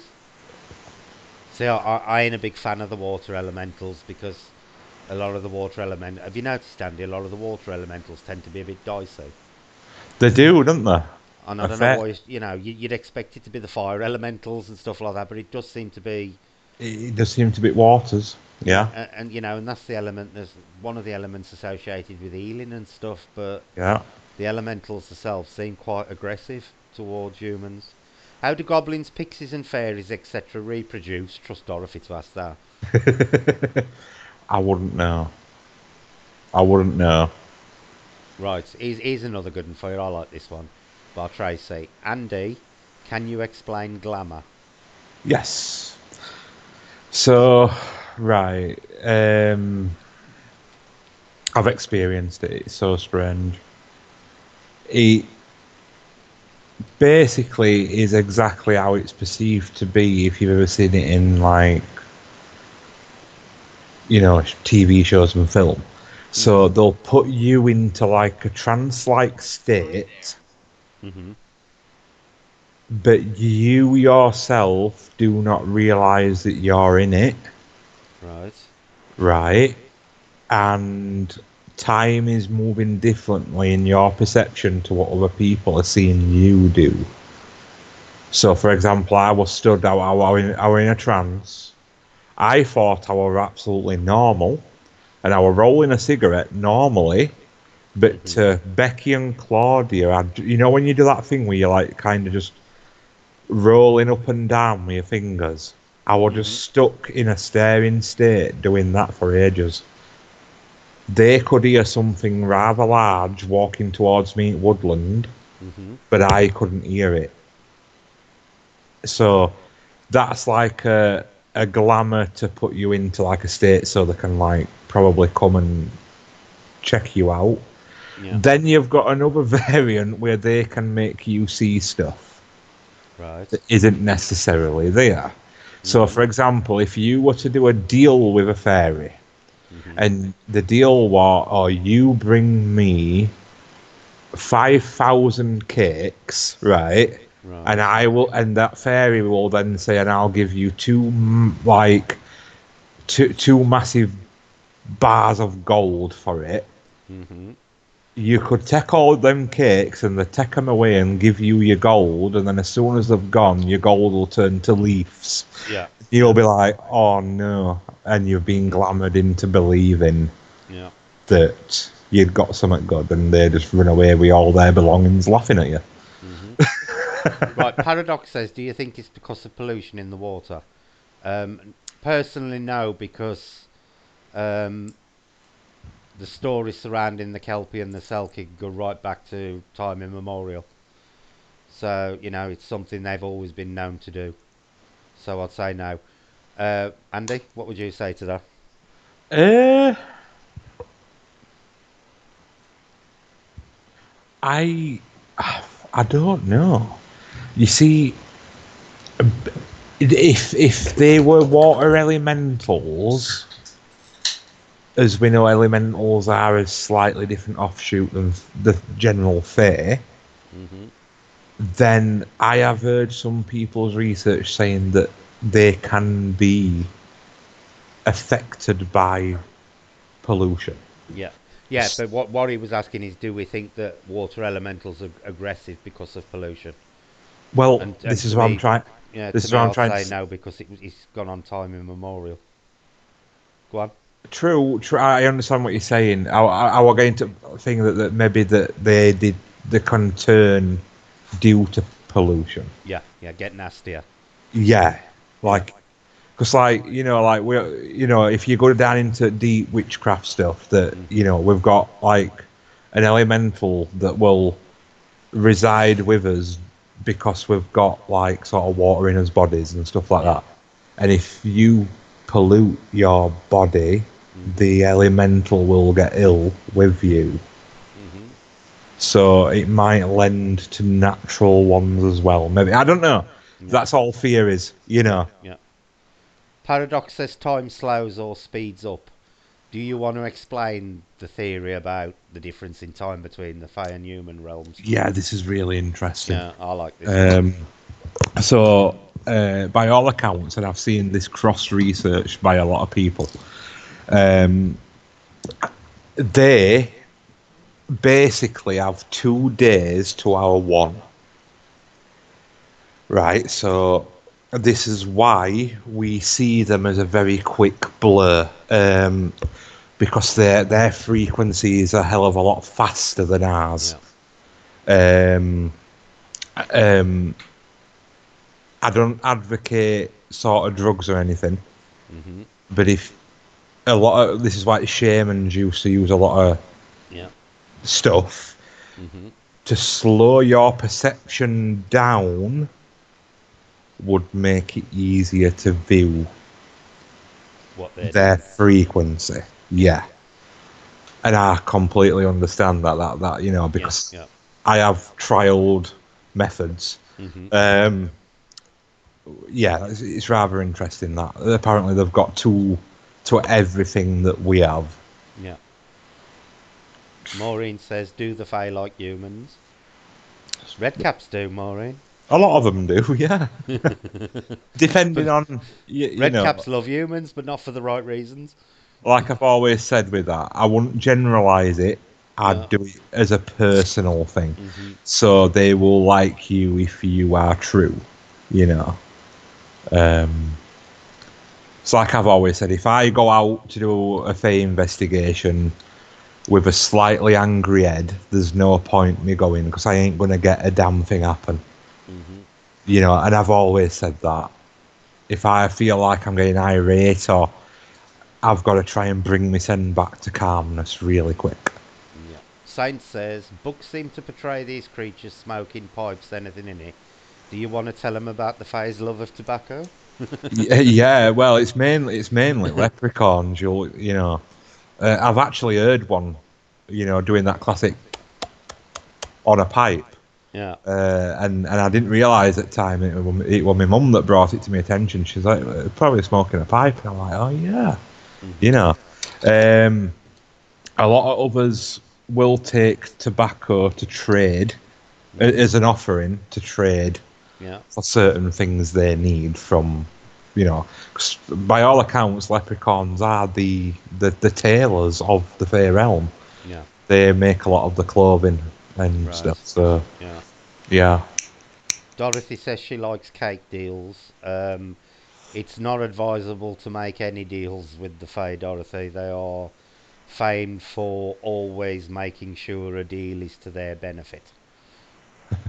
I don't think I've ever heard of anybody ever actually getting one up on the Fae when it comes to bargaining.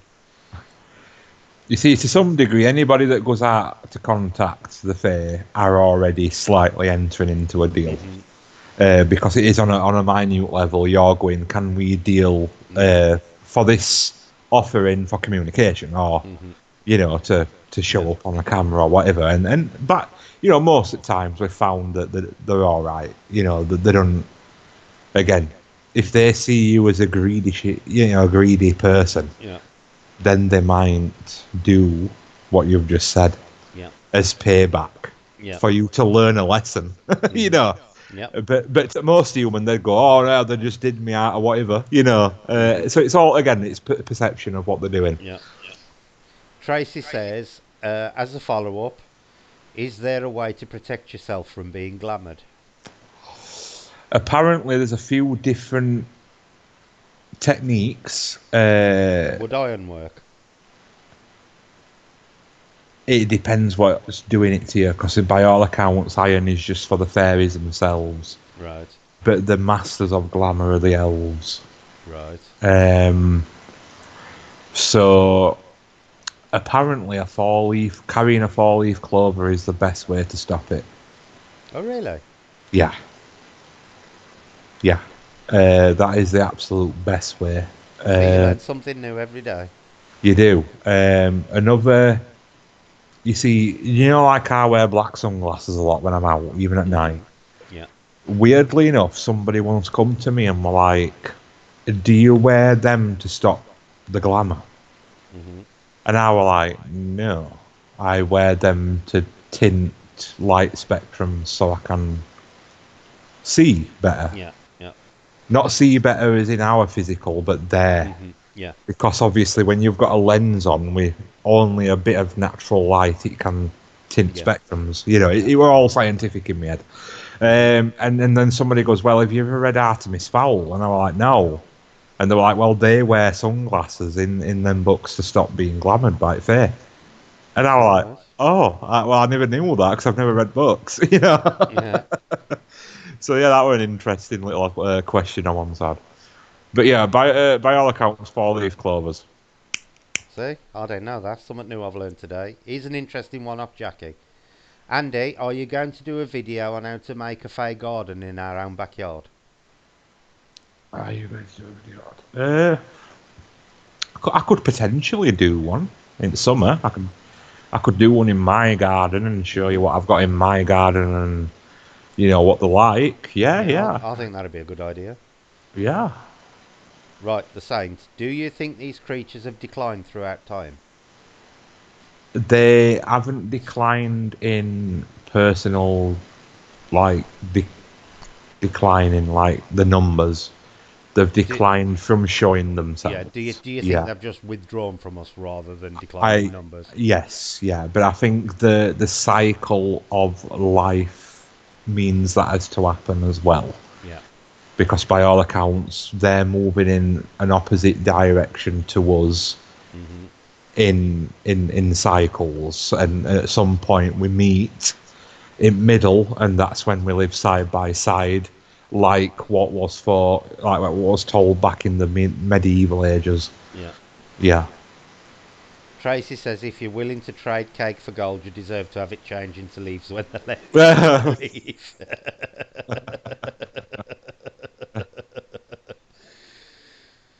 Tracy says, and now as a use for those sunglasses of yours, I won, Andy. That's it. That's it. My secrets will always come out eventually. Right, is there any more questions regarding the Fae before we just go on to a general paranormal and general discussion in general and down into the sewer, like we normally do? Hey, I thought it was starting early today with all this stalker talk. No, no. We had it right at the beginning. Nikki says she's full of glamour. Or glamour, as she's put there. Yeah, she's trying to get on my good side again. I know what she's playing at. Oh, you should have been on Nikki's stream last night, Andy. All right. I'd got her reading out, telling us about the famous German skier Fanny Schmeller. Oh, Have you ever Fanny heard of her? Schneller. Oh, we have. Oh, we have. Yeah, well, Uh, I got Nikki to read her name out, and she was like Brilliant. 12 times over and over trying to pronounce it properly while the entire channel were howling with laughter at her. And Brilliant. she didn't realise once what she was saying in the entire 12 times. We had quite uh, a laugh on Nikki's channel last night. I, I got introduced to that via Bradley Walsh on the Yeah, chase. well, that's where I got it from. Absolutely hilarious. Now then, Andy, I'm not your stalker. I just happened to see you. Where did you see him, Ellie?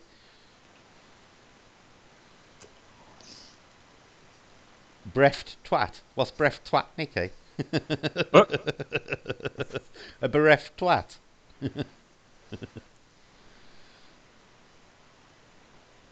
She must have seen you in. Were you in Barnsley yesterday? yesterday. No, I weren't over there though. See where she saw you. Well, she's been to Wood, so she must be local. Yeah. Can you just talk for a sec while I run to the loo and quickly put the kettle on? Of course. Because I've gone dry. Back in a sec. Oh yeah, so Barnsley Town. I took my dad. Oh, that's cool. You should say hello. Next time you see us, come and say hello.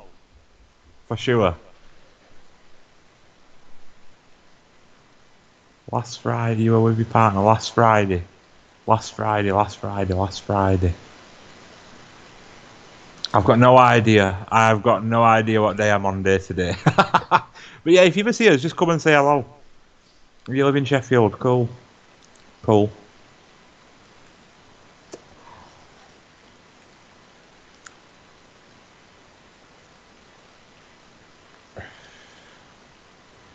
We've had a few people stop us, and I was too shy. Oh, why do people say that? Are we that unapproachable? Honestly, please come and say hello to us. Wilco's. Oh my God, you should have come and said hello. I love it when people come and go, "Oh, are you Andy from Element?" I'll be like, yes, that's cool. I've had it happen a few times. It's real. In local park, I was painting a massive wall mural and I was doing it fairy themed, and this lady come over to us and she was like, you're off that Elemental Encounters channel on YouTube, aren't you? And I was like, yeah. I was like, who are you? And she wouldn't say no, and she just walked away. And I thought it was really strange. But I was outside with my dad in his wheelchair. Oh, hold up. Oh, hold up. I vaguely remember. I vaguely remember some. I vaguely remember seeing somebody.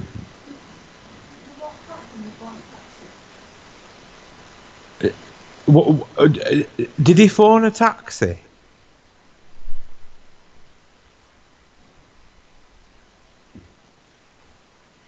I vaguely remember. Yeah, I've got a memory of a scene. Yeah, yeah, definitely. Next time, please do. That's cool.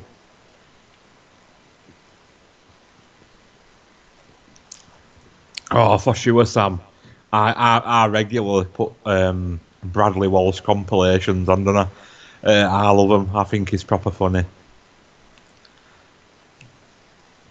He's got a proper childish sense of humour. I love him. Ah, brilliant! Yeah, I kind of do remember seeing. Yeah, yeah. That's cool.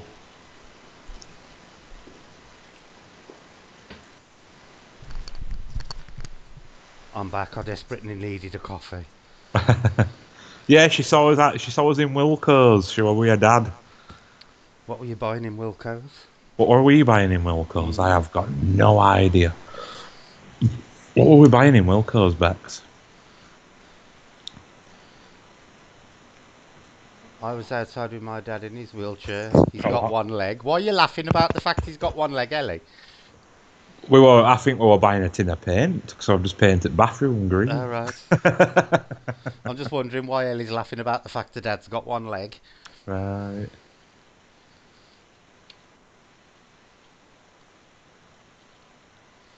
Yeah, I'll definitely. Yeah, Ellie, we are planning to do a Wombwell investigation, aren't we, Andy? Yes. So you're more than welcome to tag along if you want to, if you've got nobody to go with. Yeah, definitely. You know, we have quite a laugh at our get-togethers. It's another pair of hands to wood collect, Andy. Definitely. Did you ever collect anything out of Wombwell while you were there? Yes, I got some sweet chestnut from one well. Because a Yeah. lot of people are quite they're quite reluctant to take anything out of Wombwell for some strange reason. Yeah. You know, especially local people. There's you know that wood has got um, a lot of local superstition surrounding it. I know there's been a few nasty suicides and stuff in there, but you really do not want to try a coffee gravy paradox. I'm telling you, I can honestly say it is the worst thing in my life I have ever drank or took a sip of. It was absolutely nasty. So the saint says, I noticed once you have some walking sticks that have been carved, I would like one. Oh, that's cool, the saint. Yeah, I'm actually on with a batch at minute. If you go to Etsy and look up Elemental Encounters, you'll find a shop. They'll not be up. This is a shameful plug, by the way. It is a shameful plug, but they'll not be up for a little while because I am on with like a proper batch of them. But there will be some going up in like a month or so. So yeah, keep an eye on that. That's cool. hmm Yeah, Andy does ones. Tell him what else you do on there. You might as well. Oh, I've got all sorts coming, Brett. There's wands. There's Becky's made this like absolutely stunning wind chime out her elder. Mm. And she's wood burnt vines going down it all and stuff. Absolutely gorgeous. We've got like hanging reefs with 7-pointed stars going up. We've got some voodoo dolls my uncle makes. Necklaces, there's going to be all sorts going up this time. So yeah. Yeah. You know. Jackie's just asked an interesting question, and I asked you it at the time it was going on. Andy, do you think the Australian fires would have affected the Fae world in our bush? Again, it's a tough one. When you're thinking of frequency differences, Um, it's a possibility that with it being fire and fire is an elemental, that it would have affected their version as well as ours. Yeah. Do you think it would have caused an imbalance with the excess of fire in the area? Very possibly, yeah. You know, because obviously all the water had gone because it just evaporated. The air was being burnt off. Yeah, There yeah. was a massive imbalance, weren't there? The war, yeah, yeah. It is a great shot paradox. He does. Oh, I didn't tell you, did I? When I moved, I snapped my wand, Andy. What? You know my wand. Oh, never really. It got snapped in the move. I've got to do me another one. Well, I've got plenty of Well, birch, luckily I've so. got. Remember that other piece you gave me? Oh, did oh yeah, yeah, you got another So one. Yeah, yeah. I'm gonna work it from that one. Really annoyed me when I got here because I'd kept that wand all wrapped up and everything. Absolutely gutted. And I got it here in one piece, and a box slipped and dropped on it. I thought, thank you very much. Oh no. I'd actually carried that in the van separately with the spirit box to make sure it don't get damaged. Yeah, yeah. And then I meant to tell you, I forgot to tell you, it snapped my bloody wand in half.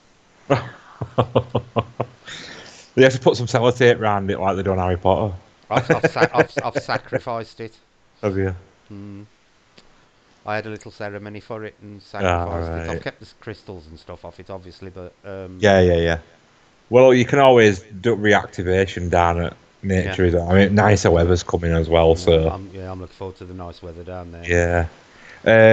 Tracy B, yes, I have got 3 different style ash, and there's an absolutely rare, stunning one. I've actually got one as an ash root handle, and it's still got some of the small roots hanging off. It's beautiful.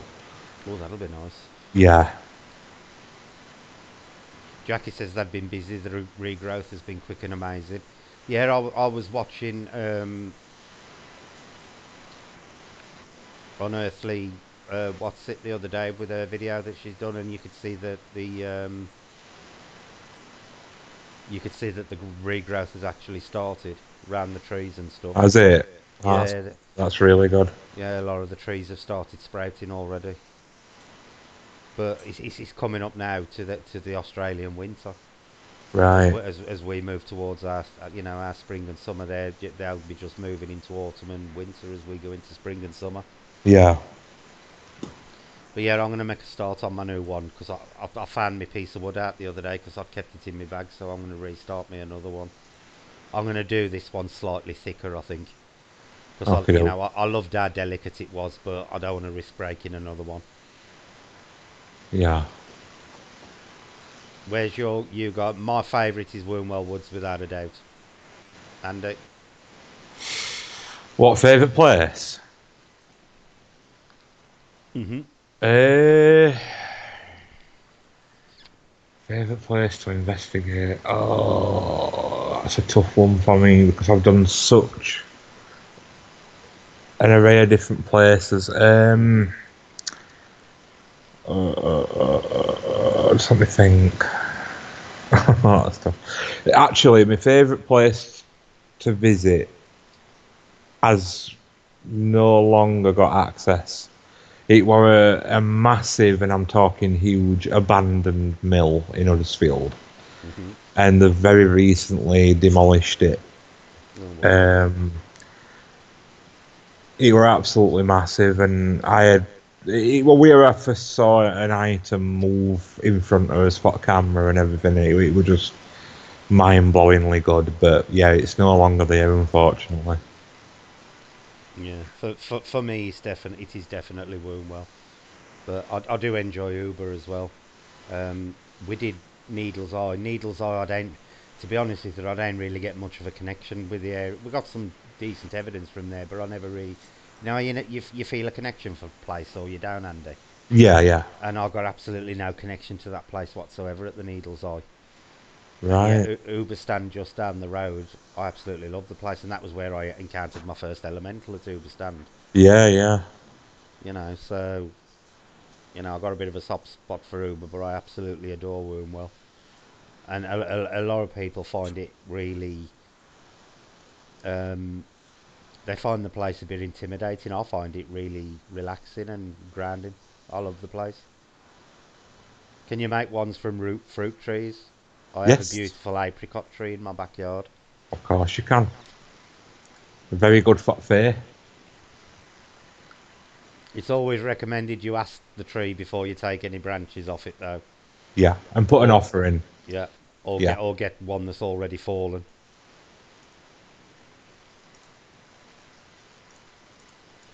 Tracy, I highly recommend going to Wombwell Woods. It's an amazing place. Like I say, it is extremely well known for what a lot of people class as spirit lights, what I personally call will o' the wisps. But it's one of its most famous aspects is the fact that there are regularly seen spirit lights in Wombwell Woods. But I wouldn't recommend doing it alone. Um, I wouldn't recommend anybody doing anything alone in places like woods and stuff on a night. Not because of the places themselves. It's the living you've got to worry about more than the yeah. anything else. Yeah. Wentworth Woodhouse. I've been to Wentworth Woodhouse. I've got to be honest. We went inside just to the entrance, and I'm one of these people who pick up on atmospheres of buildings, and I was very uncomfortable in Wentworth Woodhouse. I found it, a little bit. It gave me the creeps a little bit. I didn't find it very comfortable place to be in. Have you ever been, Andy, into the Yeah. house itself? No, no, I ain't been into house itself, but I've been on grounds and Yeah, stuff. we went into the house to have a look at what the tours and stuff was they'd got on. We didn't go on one, Right. but the house itself has just got a very strange vibe for me anyway. Gonna need to take some TP and a change of pants. It's one of them places, Tracy, you'll either love it or hate it. Convict Tunnel within the woods is another nice place. Also rumoured to have a ghost train that comes through it, which is quite interesting. But Wombwell was the site of a very grisly suicide after a guy had murdered his wife, and the basic overlay is he took 3 attempts to kill himself. He tried to gas himself. Then he tried to drop his car on himself by lying under it and letting the jack off. And when those first two didn't fail, he basically got a drill out of his car and drilled holes in himself until he bled to death. So it is the site of quite a grisly suicide, but he'd murdered his wife before he fled to the woods. Sam says, Andy, is there anything wrong with making a wand from a brush handle? That's an interesting question, Andy. Um, I can answer no, that from the pagan side, but I don't know how you'll answer it from your side. I'm gonna say no because it's still wood. Hmm. It'd just be nice to know which wood what type of wood it is, Yeah. because they all have got different metaphysical properties that you're Hmm. working with. Hmm. Like for example, an ash wood were very renowned for druids, and it's a very highly protective wood and good for healing. So it depends what it's come from. Yeah. From a pagan point of view, you could even use a piece of dowling to make a wand out of. Yeah, Um, there's no real distinction in paganism with um, whether it comes directly from the tree or whether you get it already pre-milled. You basically empower it with your own energies anyway. So, and as Andy will tell you, we've got a really fantastic location where we activate our wands anyway. oh yes. Got to be honest, the place we do it at a druid altar that is actually on a nature reserve area. It's absolutely beautiful place, It is. absolutely gorgeous. Selena says I would love a treehouse. I think I would get along with the Fae. You'd also get along with chimps if that's the case, Selena. My family live next to Greensborough Dam. There's been documented suicide there. Yeah. See, I always say places where people have killed themselves, um, you're more liable to get um, stuff happening there, not because you're directly corresponding with a dead person, more so that the energy of what happened at the time has been absorbed some way in the area. Suicide areas tend to be more residual than intelligent. Yeah, we'll be going with friends and their dogs, so not alone. It was a sad story, Saint. Also a very gruesome one, the way he did it. Um, but he did literally drill himself to death in the end. When we went, I didn't try and contact him, but we did pick up two people at the side of the lake there that claimed that they had taken their own lives. I don't believe either of them was in, and I deliberately made the point of not specifically asking to speak to him. But I would like to do that lake again once the weather warms up, because I always say this about Wormwell. I do believe that lake has got a story to tell.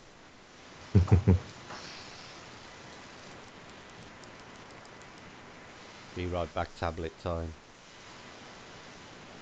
Unseelie. And I'll just say no. Yeah, you can discuss anything now that you want to. We've basically covered all the paranormal side. The other place I would love to go to is Farnborough. Is it Farnborough? It is Farnborough Yeah. in East Yorkshire, because that has got quite a varied paranormal history. It's got cryptids, UFOs, elementals, and all sorts. Even big cats. It's got all sorts going on in Farnborough, so I'd love to go there. Places where humans have been sacrificed, probably not good. To be honest with you, Paradox, druids. If you go back to ancient times, although druids are considered, benevolent nature worshippers, there was human sacrifice involved Hmm. in certain druid um, rituals. So you'll probably find there's very few areas within the British Isles where human sacrifice hasn't gone on. News probably fell asleep, Ellie.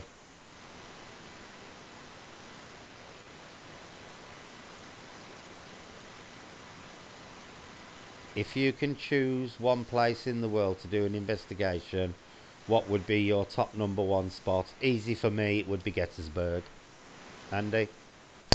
I about you, Forest.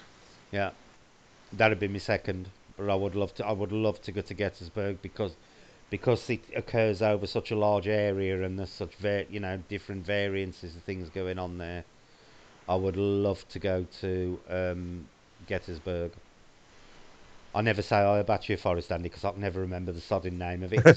It's one of them names that it just goes in me head and out. Sam says, Andy, remember that EVP I got on Spirit Box on the Mountain Army Camp? Of I'm a course. gnome. Highly unlikely radio broadcast produce something like that. Yeah, Yeah, you know I when thought they were amazing. when would the when would Gnome really be brought up on a radio? This is it. It's such an oddity, in it. No. Nikki's just telling everybody she's still awake. Nikki does have a tendency to fall asleep and snore during streams, even around Andy, believe it or not. Really? Yeah, Oh dear. we were treated to a snoring the other night on one of her streams, Oh my word. so we did have a good laugh about it until somebody rang her and woke her up. I've been seeing two mongoose or ferrets playing out back. They pop, turn into grey balls, then a shadow, then back looking physical as ever. To me, they sound like familiars. I don't know what Andy's impression is on them. It could be. They definitely sound like familiars to me, Paradox. Oh, I can have a swig of my coffee now. It's cooled off. I can't drink hot coffee.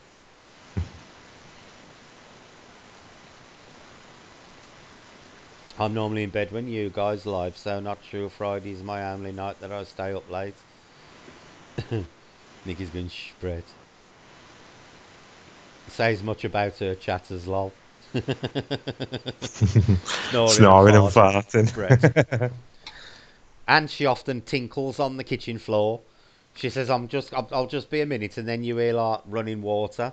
Really? So yeah, so we always say she tinkles on the kitchen floor as well. Amazing. But who falls asleep on their own stream? Let's be honest.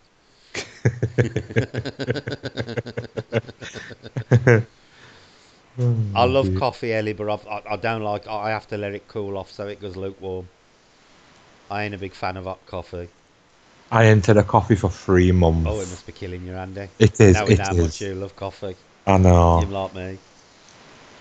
Paradox says they play in my house. I used to feed them years ago. I think they followed me home.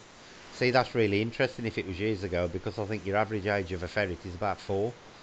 I think they're quite similar to rats and guinea Yeah, pigs, yeah. aren't they? Lifespan. You're sick, some mama, you are. You knew.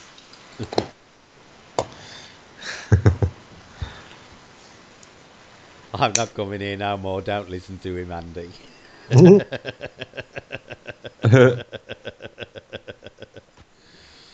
I often leave it until it's gone cold, Ellie. I quite often drink my coffee freezing cold. Wait till she does the washing machine, lol. Oh my god, here we go.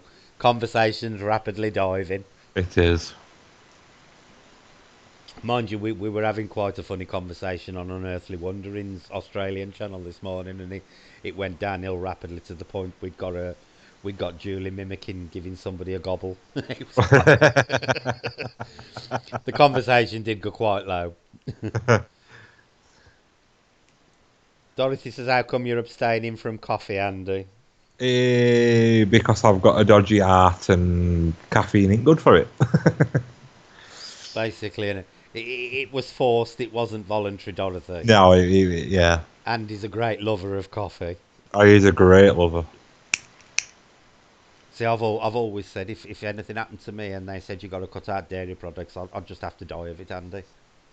Because there's no way I'd cut out. I could survive on dairy products. We actually did a stream last week on witches and cats and stuff, saying Yes, we did. Yeah, yeah. familiars and fetches. There is something in it. They are basically, well, I always describe them as magical assistants. Yeah. They're there to assist in magical practices. Um, and depending on the type of familiar, they can do other jobs. There are stories tend to be more of a darker nature where they have also been used as pretty much supernatural assassins. Okay, I'm so sorry to hear that, Andy. Could you go with decaf? That's a point. Could you have decaf? I could, right, but I'm not good with dairy either. I intend Hmm. none of that. So I'd have to then go to one of these horrible milks that I don't Oh, like, and it just makes everything taste vile. yeah. So it's easier just to quit, you know. Sam says I didn't wait till 1:30 this afternoon, so I missed Julie's stream this morning. That, folks, is normally because me and Sam are chatting till 2, 3 o'clock in the morning on stream, laughing about various things.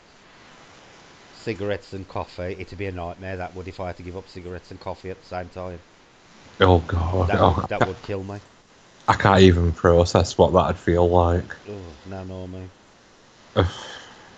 Yeah, familiars and fetches are a really interesting subject, Jackie. You do have to be careful how much you reveal on a live stream because they can be dangerous, and they can be dangerous in the process of obtaining one. So you do have to be rather careful of what you say. A bit like why I'd never discuss, go into detail about Satanism. Not that I know that much about the subject, but what I do know, I wouldn't really want to discuss on a live stream. Does that mean no Pepsi Max either, Andy? Well, actually, I do drink Pepsi Max. I mean, it's only a smidgen of caffeine in it. It's tiny amount, and it really doesn't affect me. I don't think. See, I ain't a big fizzy pop drinker anyway, but if I've got to drink Coke, it's got to be Pepsi. I'm not a big fan of Coca Cola. Yeah, I prefer Pepsi. To It's be got to be fair, Pepsi. It's got in to be general. Pepsi. Much prefer Pepsi to Coke. I find Coke really bloating, and Yeah.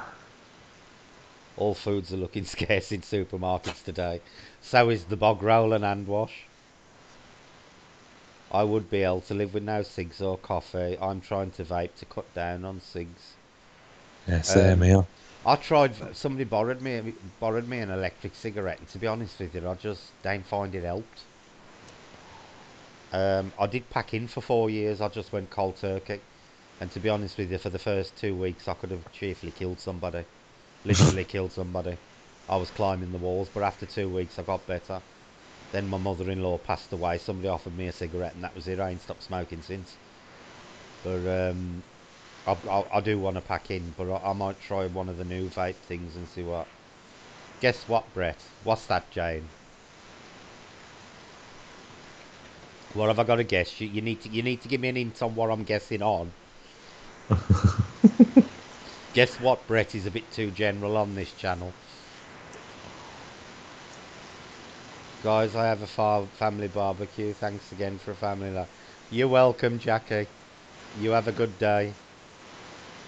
Oh, it's nice and sunny probably now in Australia. It's just dark and abysmal here. I do drink lots of coffee. And I get grumpy without my coffee. I've got to be honest. I got loo rolls. Funnily enough, Jane, we went in Tesco the day before yesterday, and I think there was 3 packets of Andrex on the shelves. So there was some, not much, but there was some. They probably weren't there much longer after we left, but there was actually 3 rolls. I think they'd just put another box out. But I've been seeing the videos on Facebook of pensioners wrestling over a packet of loo roll. It's been quite funny. Excuse me. Then I had a bit of a stressful time and brought a pack of 10 silk cuts, smoked a sly one. Then then one out the garden I got caught by my daughter, lol. And that was it, back on the cigs. I was exactly the same, Tracy. I hid it for about 3 days from my ex-wife, and then in the end I worked it out and I thought sod it and just openly did it again. But you never ever lose the urge to stop smoking.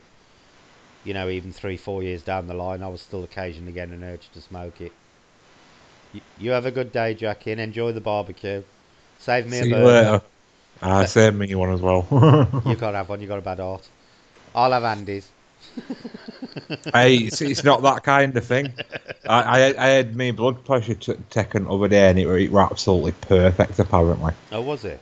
And I've had to up my salt intake because these tablets I'm on lower your blood pressure. So I'm doing something right. See, I'd like a diet where they said up your salt because I love salt. Yeah, yeah, I'm keen on it. Congratulations, Maureen. Does that Yeah. include in bed? It is always there, Tracy. Honestly, 3 years after I packed in smoking, and there wouldn't really be a trigger for it. I'd just be sitting there doing something or watching TV and suddenly think I could murder a cigarette right now. There'd be no actual, and I'd never got any problem with other people smoking around me. It was just the fact that every now and again you do just get that trigger where your brain suddenly decides it wants nicotine again.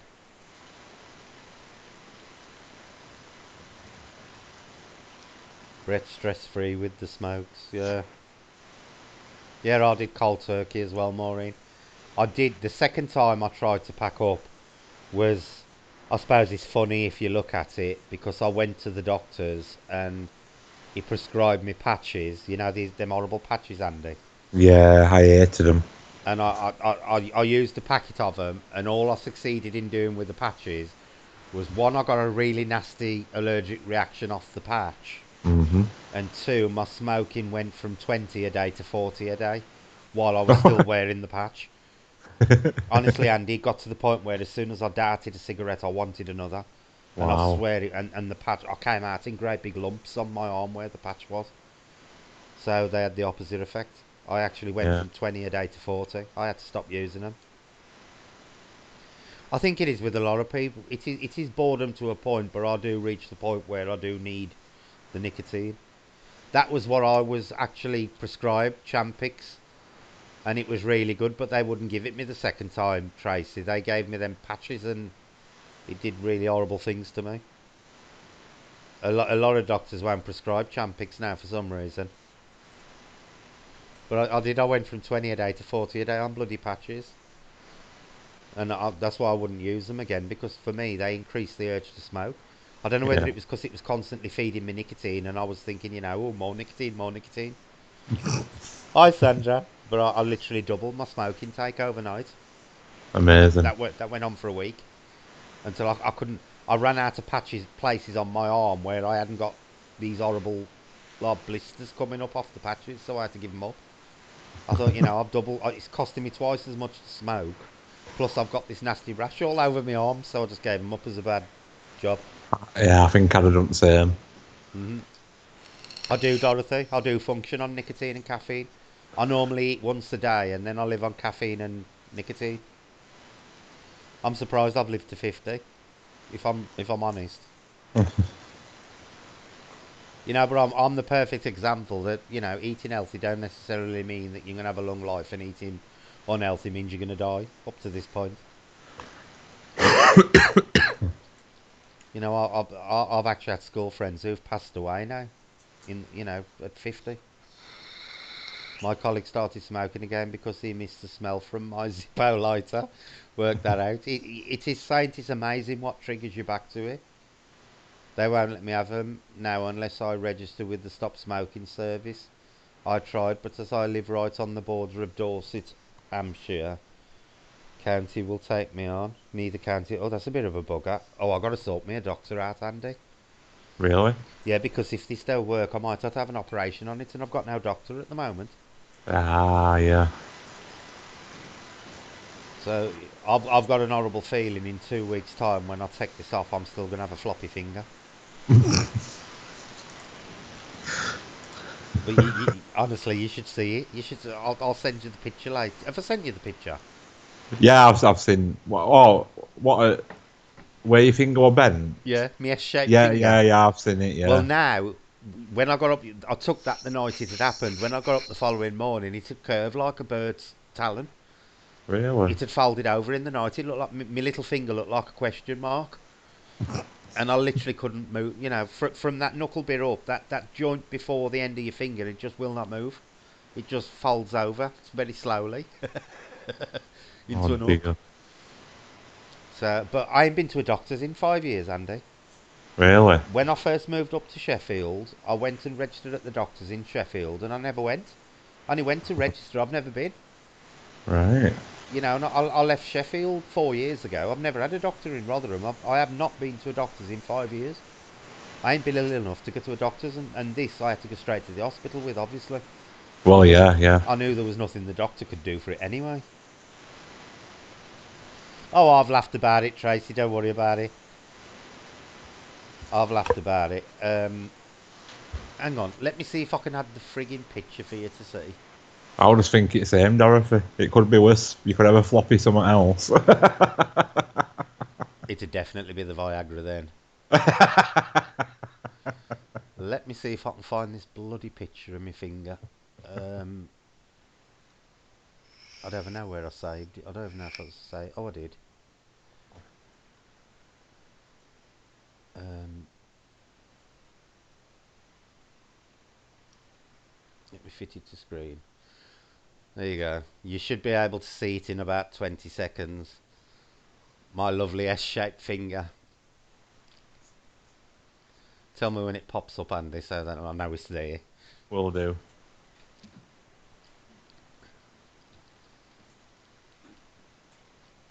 People cringe when they see it. Is it up yet? No, not yet. It should come up in a Oh, minute. it's coming up now. Yeah. That is my lovely, delightful finger. Isn't it bizarre It was S-shaped, Andy. It was shaped like an S. that? But can you see how the knuckle had gone downwards? Yeah, yeah, yeah. And then you see that bit just before my finger, before the tip of my finger, the last joint. That joint doesn't work at all. I can't move that. I can move my knuckle, but anything above that knuckle is just dead. It just flops over. But what's happened is where the tendon connects to your tip of your finger is snapped off there. So from there to my knuckle, there's no tendon actually. It is a good shape for rectal examinations, Dorothy. Oh dear. But that is my S-shaped finger, and at the moment it's No, I ain't broken it, Sandra. I've literally snapped the tendon off the end of the finger. The tendon is no longer connected on my finger. That is my delightful finger. It looks worse than it is. It just aches now more than anything else. It just feels like it's got cramp in it all the while. But you know, and funnily enough, Andy, for the first 2 hours I did it, it didn't really hurt at all. And then I was sitting there watching YouTube, and I thought my finger's really starting to ache, and I hadn't even noticed it. And when I picked it up, it just flopped over like a question mark, and I'm like, "Well, what's the matter with my finger?" And I tried to pull it back up, like you do. And I thought, As you do, yeah. why ain't my finger going? Why ain't my finger moving? Oh dear. And then it started to really ache. I think my little finger was in shock for 2 hours, and then it suddenly realised it was half dead and decided to tell me. But it was the fact I couldn't move it. I'm like, why won't it move? Why will that Sam finger not move? Sam weren't quick enough with a retracting comment. Then I saw it, Sam. What, the one about giving John the limp finger? No, Which one? something about a limp willy. Oh yeah. Oh dear. But yeah, they said the tendon has actually snapped off the end of the bone. It's come off at the end. So I've basically got it in this bloody. It's basically like a giant thimble at the moment. It's got to stop on for 2 weeks, and then I got this really annoying thing of I've got to take it off with somebody holding my finger straight to wash it, and then get the stupid thimble back on. But if I let my finger bend at any point, I've got to start from day one and put it back in for another 2 weeks without touching it, and I really don't want to do that. But a friend of mine says, who had it happened to them 6 years ago, said it takes months and their finger never worked again. So I'm expecting to have a broken finger for the rest of my life. Can you imagine? And Dear. it's on my writing hand as well, Andy, and my wanking hand, and that little finger's got the best bit of grip on it, and it's.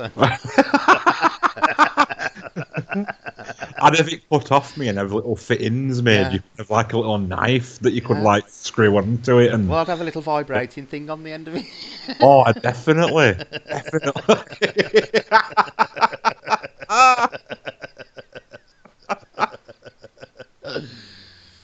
Yes, I Oh. could still shuffle the cards. You're all right, Tracy. I can still shuffle the cards. But it actually looked worse than it felt when I took that picture. It didn't really hurt at that point. It was after that it really started to hurt. But oh, hi, Fee. I didn't realise you were in. But yeah, it was after about 2 or 3 hours when I suddenly realised that my finger had. This is how half soaked I am, Andy.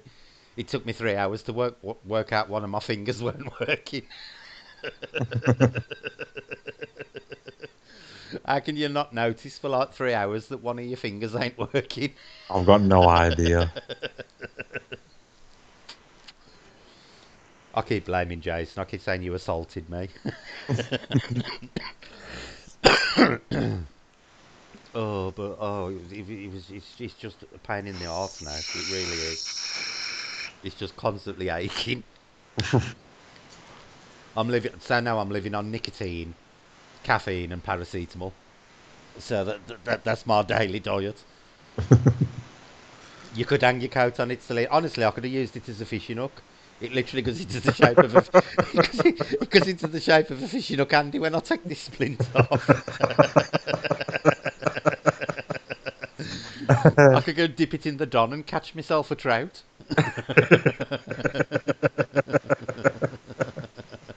That's right, Sam. I could shuffle the cards, but shuffling other things is more difficult. It's nice to see you, Fee. I know. What is it? Daytime for you now, innit? It's night time for us.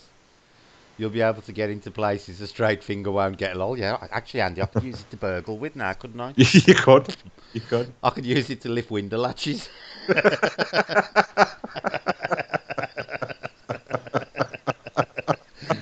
I'm gonna become Rotherham's best burglar. It is actually, yeah, it'd kill me if it had been my smoking fingers. But I do smoke left-handed, so, thank God it weren't the first two fingers on my hand because I'd have cried. If I couldn't wedge a finger, because if they'd have had to tape them two fingers together and I couldn't wedge a cigarette between them, I'd have been in a right mess. Sandra, I thought that, but thought it a bit rude. You know, and if any woman's interested, I can be spot on with the G spot now.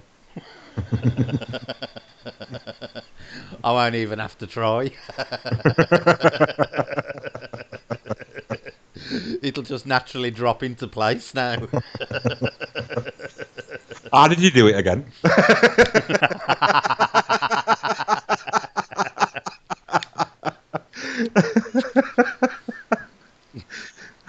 Oh God! The If it things we did. works, every guy in the UK is going to have a little Yeah, dodgy little bend in the finger in yeah, next few weeks.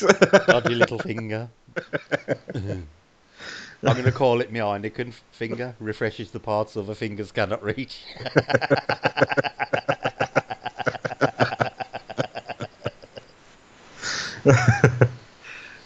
I shall have to do. I shall have to do a picture on that for my channel now. My Heineken finger. Dorothy, I'm coming round, Brett. I ain't a dolphin, Dorothy. Oh dear.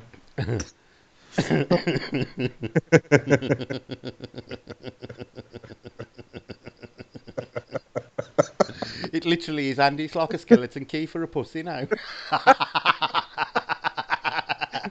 I'm actually quite jealous.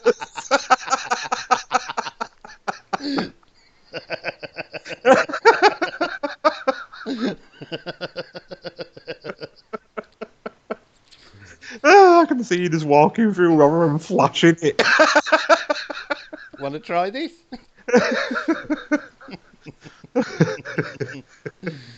Bet you'll have a queue. Oh, I might do the other one actually. You can do two at the same time then.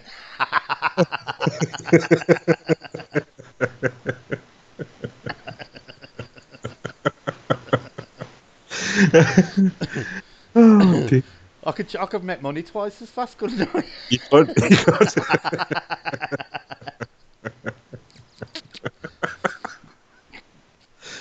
Oh, laughing at my finger, you like you're terrible. This is generally the sewer level this channel gets to once we've finished all the paranormal Oh, stuff. so this has been one at worst ever. Oh, Here, kitty kitty. Oh God. I'm going to advertise myself now, Andy, as the human pussy skeleton key. I would. I would. Watch out, ladies, you'll start charging. Yeah, it's extra if you want me to keep the splint on. And thin blend. Hey, you could get a thimble with some mum. Can you imagine? I know a guy that could build you that. You know them little rubber thimbles you see with the pimples on them for counting money with? I could Yeah. stick one of them on it.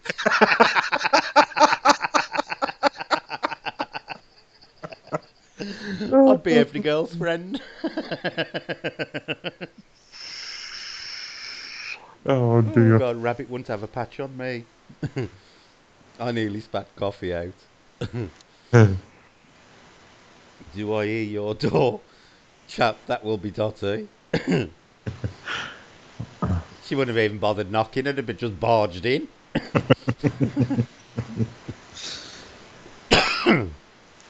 Oh my God, thing now, girls, you'll have to help wash it after.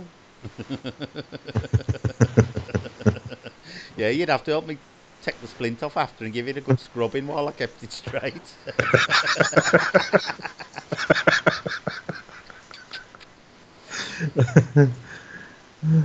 I'm Dear. so glad my finger's been so amusing to you lot.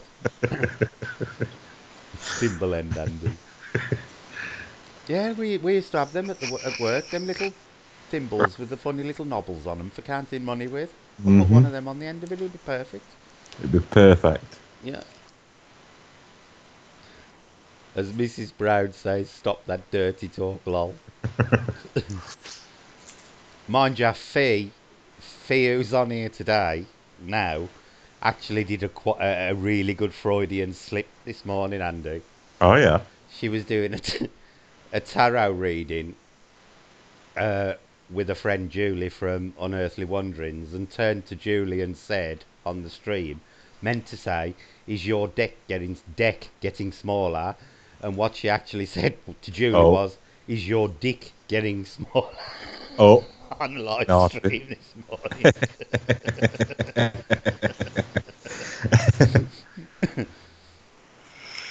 I'd even clamber through Brett's open window. Dorothy, you'd squeeze through the letterbox to get at it. Tell the truth.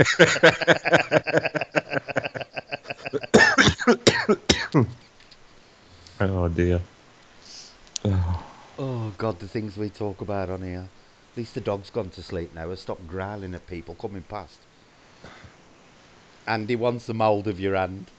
we'll go mould. I'm just going to break my finger. You just got to stick it in a jacket and yank it, Yeah, Andy, and then it'll be done. that's fine. I'll have a go in a little bit. The only problem is you've then got to sit in Rotherham Hospital for 3 hours while they sort it out. It was really funny while we were in the waiting room because we went in and there was two cops in there handcuffed to a guy who was sitting next to us. All right. And in the corner there was a woman. There was now the waiting room was literally chock a block, and there was one woman sitting in the corner with a mask on. And I said to Jason, I want to go and sit by her and cough every Or now and cough. again Yeah, definitely. just to see what the reaction was. And he wouldn't go over with me because I just really wanted to go and sit by her and cough. Selena, Brett's got a double intruder.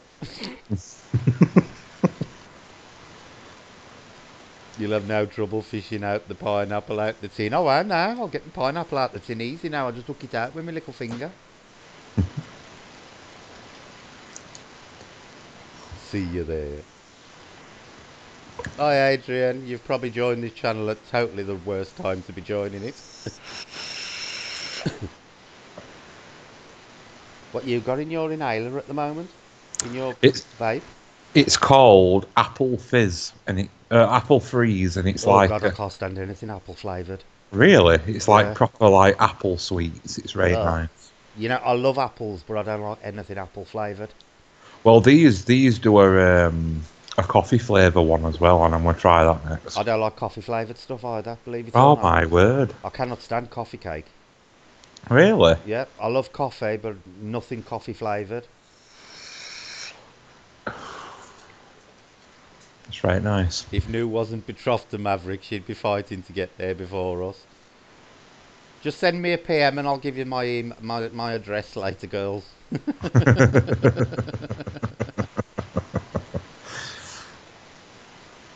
Is it true that fairies exist also in the fifth dimension? Depends on what you consider the fifth dimension to be. Andy? Uh, yeah. Well, I don't see them as segregated dimensions like a lot do, but I definitely believe they exist on a different vibrational frequency. Hmm.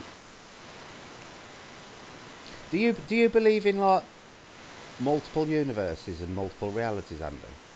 Do you think there's alternative realities? Yes. I do as Yeah. well. You know, I think there's millions upon millions of them. Yeah. I think that's where a lot of deja vu comes from, me. Yeah.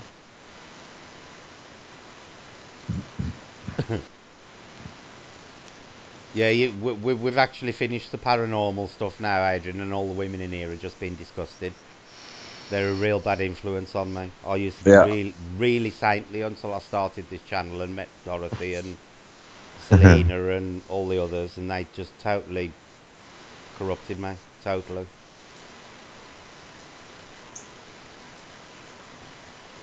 I like certain conspiracy theories, Ellie, but I like them more so for the humorous side of them rather than actually believing them. You know, it's like David Icke. I don't subscribe to his theories, but I do find them highly amusing. We did a big chat on all them one Yeah, not so long ago, didn't we? yeah. Alternate reality version of myself has been trying to get in touch with me. Maybe they want to tell you something, Paradox. I knew we'd get the blame, girls, because you are to blame. That's why. Yeah, I do. I do believe that. I think every time there's a decision in your life, that is when there's another. You know, it's all possible outcomes, isn't it? Is that what you think, Andy? Yeah, yeah. I think it's plausible. Yeah, there's some amazing conspiracy theories out there, Ellie. Hitler was a big fan of them. Andy, he's lying. He corrupted us all. No one is safe. You corrupted me, Nicky. Cheers, Adrian. But when it comes to alternate realities, I do subscribe to the theory that every time a choice is made, um, all the possibilities of that choice occur somewhere. I really do. I'm also, I don't know how many of you are Bigfoot believers, but I do also believe that Bigfoot ain't from this reality either. I believe they pop in from another, well, dimension, Yeah, reality, whatever you want to call it, realm. yeah. I can go with that theory as well. I really do believe that, and this is one of the reasons why they never find dead bodies or nothing like that, because I think Mhm. they visit this reality rather than live in it. Yes, no, get the truth out there. You women are all deluded, you really are. I've got the brasso out, I'm polishing me halo, me. Oh, yeah, that's going to be a long lot of work then, Tracy. You got to get it up from round your ankles first.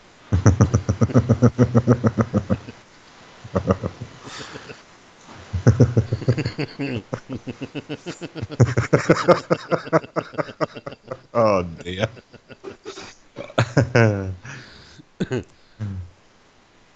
What do you think deja vu is, Andy?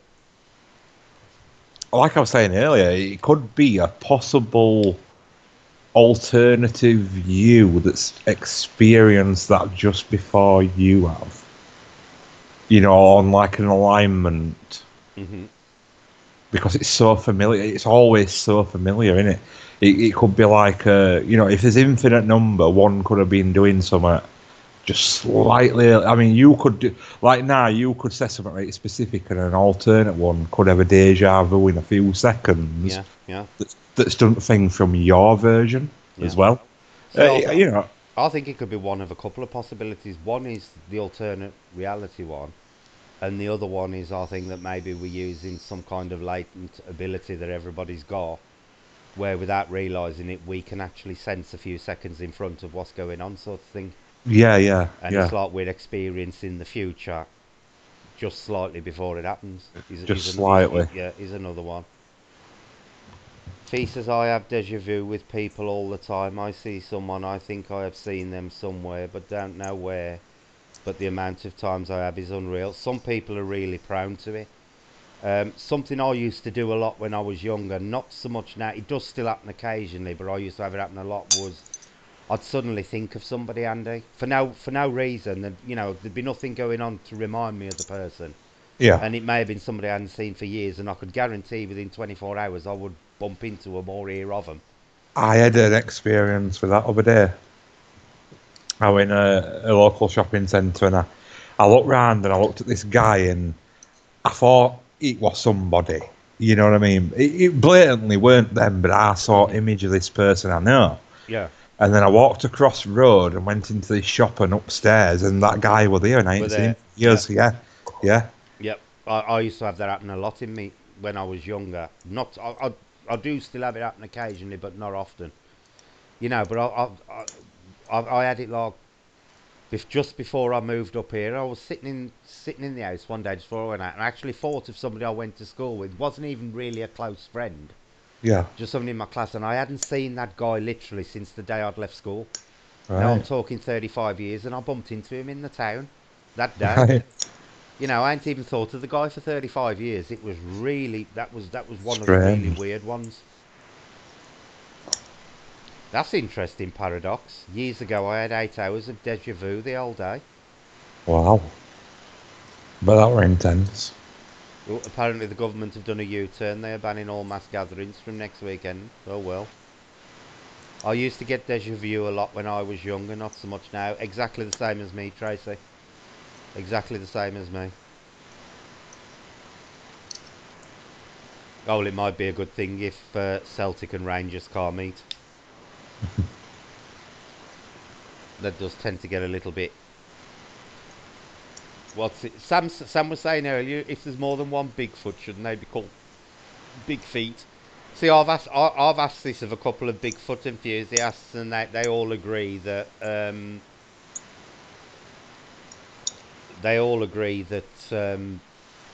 Bigfoot is the singular or the plural. Because I would have said it should be really be Big Feet, but apparently they still use the word Bigfoot. Nessie, I used to be a big believer in Nessie. Now I'm a bit of a, I'm on the fence with Nessie now. I'm neither a believer or a disbeliever of Nessie. More so to is Selena going? Oh, Sandra. Good night, Sandra. Good night. I have watched a lot of documentaries that they've done recently on Loch Ness, where they've done studies on the fish populations and stuff like that. And they say, that even though it's a massive loch, its fish stocks are actually quite low. And they're saying that there ain't enough fish there to support a viable population. But the thing is, what if it ain't actually living in the lake? What if there's some kind of time warp or wormhole somewhere in the bottom of that lake? Definitely. And that thing is actually coming through in and out of a time warp, not deliberately. Just now and again passing Yeah, through it. Yeah. passing Yeah. through. You never Yeah. know, do you? Because they know wormholes and stuff exist. Oh, aye. So, who's to say there ain't time slips where dinosaurs could pass through? Yeah. One strange thing that happened was a friend had seen me in town, had a convo with me earlier in the day. Apparently, that's the doppelganger, Tracy. It is. Stephen, I remember I had a dream years ago of the place I'm living in now, even before I knew I was moving to the UK, as I was living in New Zealand at the time. Bigfoot definitely a dimensional with magical beings. That's exactly what I believe. Paradox. There's also the theories that Bigfoot is actually some kind of guardian for an alien species that are actually here to monitor us. They seen me again later in the day and remarked on the earlier meeting, and of course I denied seeing them. But apparently I was wearing the same clothes, and they were adamant it was me they had seen. That thing that Stephen said, ever since I was a kid, I always, I always knew, and I don't know how I knew that I would only ever have a son, one child, and I always knew his name would be Jay. And the funny thing was when my missus got caught pregnant, my ex-missus, um, they wouldn't tell us the sex of the baby at the time because there was problems with people aborting certain sexes. Wow. So you had to wait until they popped out, and the midwife said he got a faster heartbeat, which apparently was common in girls more so than boys. But it turned out he was a boy, and when he was born, originally I wanted to call him Craig after my younger brother who passed away. Never Hmm. discussed the name Jay, and it was actually Julie who suggested the name Jay, and I'd never mentioned it to her, which That's strange, isn't it? I find that really weird. Brett, Andy, what wouldn't you do within the paranormal? Um, this is probably going to upset people because it's a bit controversial at the moment, but I would not do any kind of investigation on anybody who is deceased against the wishes of living family members. Andy? Uh,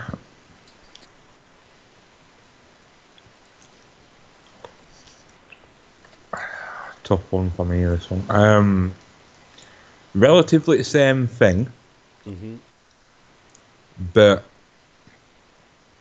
mine spans into the old ghost hunting as well now Mm-hmm. because, as you know, my Yeah. belief system changed. Mm-hmm. So I won't waste my time specifically ghost hunting, Yeah. but I'm always open to the fact that if it happens, it happens. Yeah. Yeah. But don't you think it's interesting that since you stopped, doing the spirit side of it, Hmm. that those things have never come through your spirit box? I find it very Don't you interesting. think that in itself is interesting? Very.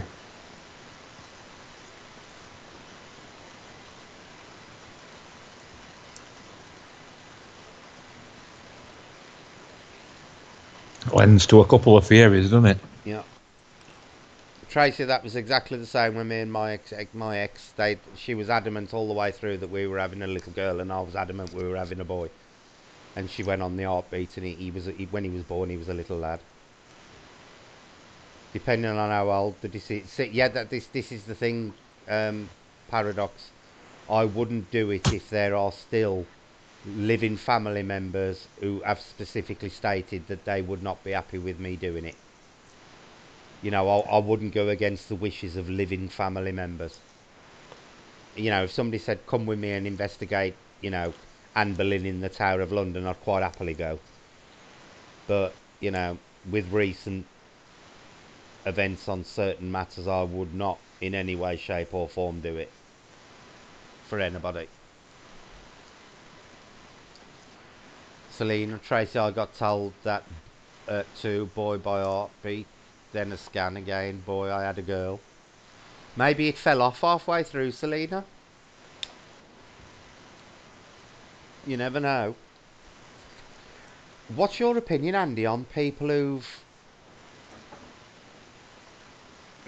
seen other who've been convinced they've seen people around them like roughly the same age, and they've communicated with them, and then Yeah. they found out at a later date that they've got like a piece of their twin still inside them. When a twin absorbs another one. Oh yeah, and absorbed. You know, Becky's all.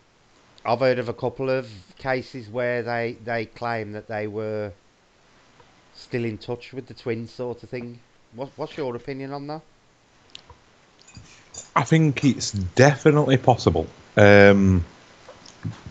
I mean, there's been even cases where they've found eyes inside people, haven't they? Like when they've opened them up, there's been Yeah, like, eyeballs and things. oh, like that actually move and stuff, and it's like really freaky stuff. Um, but if you lent fact to a soul, it's quite potential that might still have a connection Yeah. inside. If the tissue's still alive or whatever, it's really weird. When do you But yeah, believe? When do you believe a soul joins the body? I I developed a theory Mhm. that apparently has been written about. Yeah. One of our followers on our channel were really weirded out. He says, "Have you ever read so and so text?" And I'm like, "No."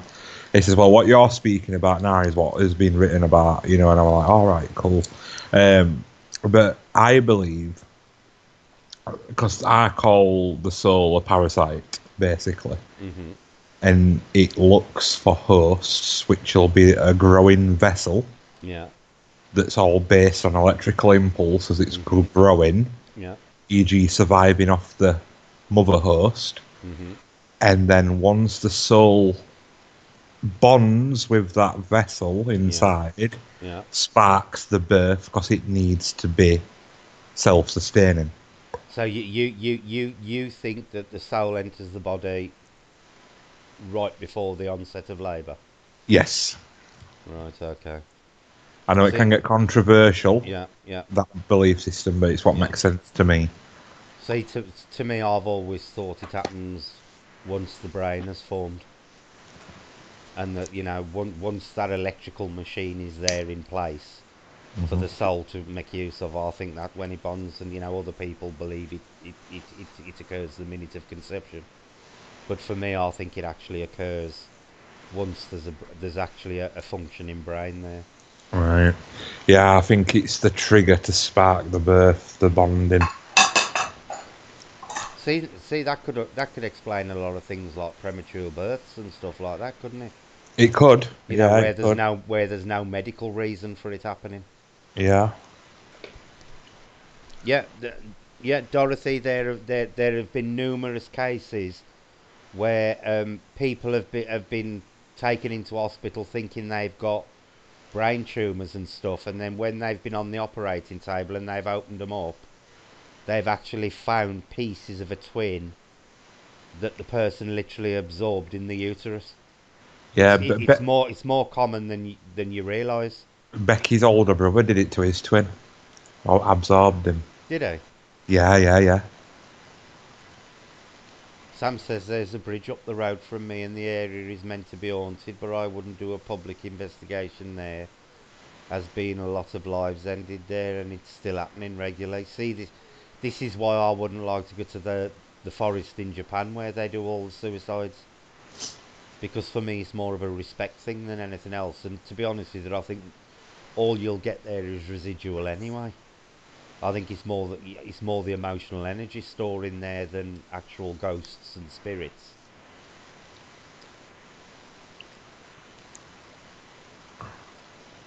I get them as well, Stephen. Do you get them, Andy? Where you're lying in bed and you get like an electric shock and it Oh makes you jump yeah. up? Oh yeah.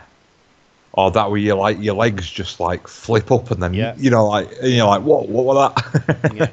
Or the one where you suddenly feel like you've just suddenly dropped through the floor. Yep. That sudden plunge. Now, I actually read a book years ago, and it was to do. It was written by a Buddhist, and they claim that it was actually your soul re-entering the body. They said when you went to sleep, your Mm. soul exits the body and astral travels, Yeah. because the Buddhists are really big on astral travel. Oh yeah. Oh yeah. But they say when your soul leaves the body, it then vibrates at a faster frequency than what your physical body does. And apparently, that falling sensation is as your soul re-enters the body, and it slows down in frequency to match All the right. speed of the body, and that was the reasoning they gave for that sudden jolting drop. Yeah. But yeah, I've had them electrical jolts. I have absolutely no explanation for them, Stephen. I don't know whether it's a biological thing. There may be a biological reason for it, but I've never heard of one, and I've no idea, no idea. But a lot of people do believe that the jolting one is when the soul actually returns, or what people consider the soul, your consciousness, returns back to the body. That is basically the Buddhist belief of it. That your consciousness vibrates at a much higher frequency, which would also explain a lot of the time, Andy, if you think about it, why you see these why you have dreams. You go to some really fantastical places sometimes. Right. Could it be that you're entering frequencies into realities where it is actually real? Yeah. Yeah. Well, it could be.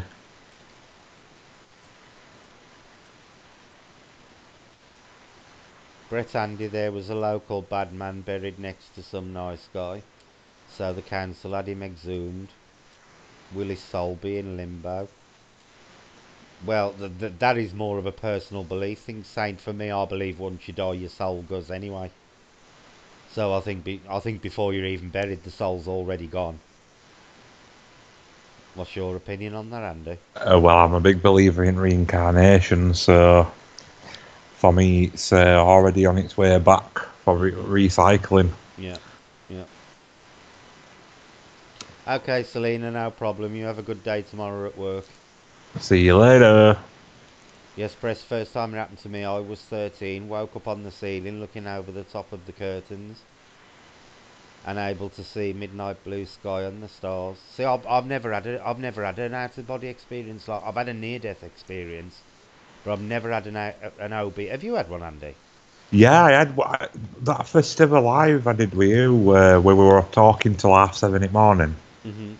I went to sleep on a chair here, and um, a dog were on settee across from me, and his nails scratched across settee, but it sounded really loud. And I mean, I used to sleep down here a lot when I was quite poorly, Mhm. and that particular one, I felt like I were in the middle of the room, and I felt myself fly backwards, but like as I hit myself, Yeah.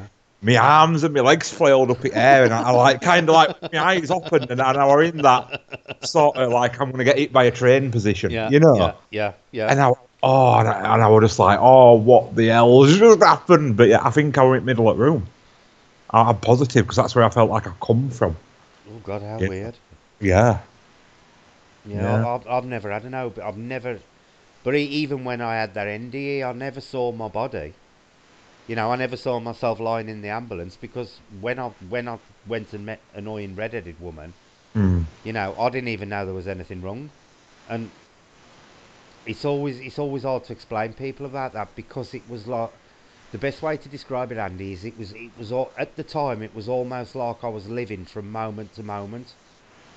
There was Right. no consideration for what had gone on beforehand, and there was no consideration about what was going to happen in the future. It was literally like I was existing from moment to moment.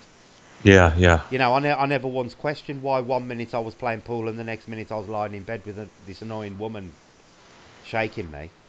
yeah, While I was in that bed, and I never even questioned who she was either. I never even thought, who the hell are you, sort of thing. yeah. I'm suddenly in a bed with a strange woman looking at me. None of that was relevant, and I never even considered the fact why I weren't where I was a second before. But Yeah. I never actually felt myself rise out my body. I never saw my body in the ambulance, and I don't remember returning to my body. There's I there's an literally in, went from one sequence to the next. Playing pool, lying in bed with this annoying woman telling me to piss off, and then waking up in an hospital bed with nothing in between. right. There's an interesting book I once read. It's called How I Learned Soul Travel, by a guy called Terrell Wilson, and it takes you through his entire journey. He did it by accident first time, and then he kind of got like thinking about it and like, is there anybody else? Or he did all his research, and then Hmm. he kind of started developing techniques, and he does outline some techniques to try, and I have Yeah, tried them, yeah, and some strange, bizarre stuff happens to you, hmm, honestly. But he goes on and to say, I think he believes with everything he's researched and he met people do it and stuff, and he says that only one in, I think it was 250,000 people can learn to do it. can do it. Yeah, That's the average. But yeah, he did say people who've had a natural near death hmm. are more prone to be able to do it. Oh, I ought to try it then.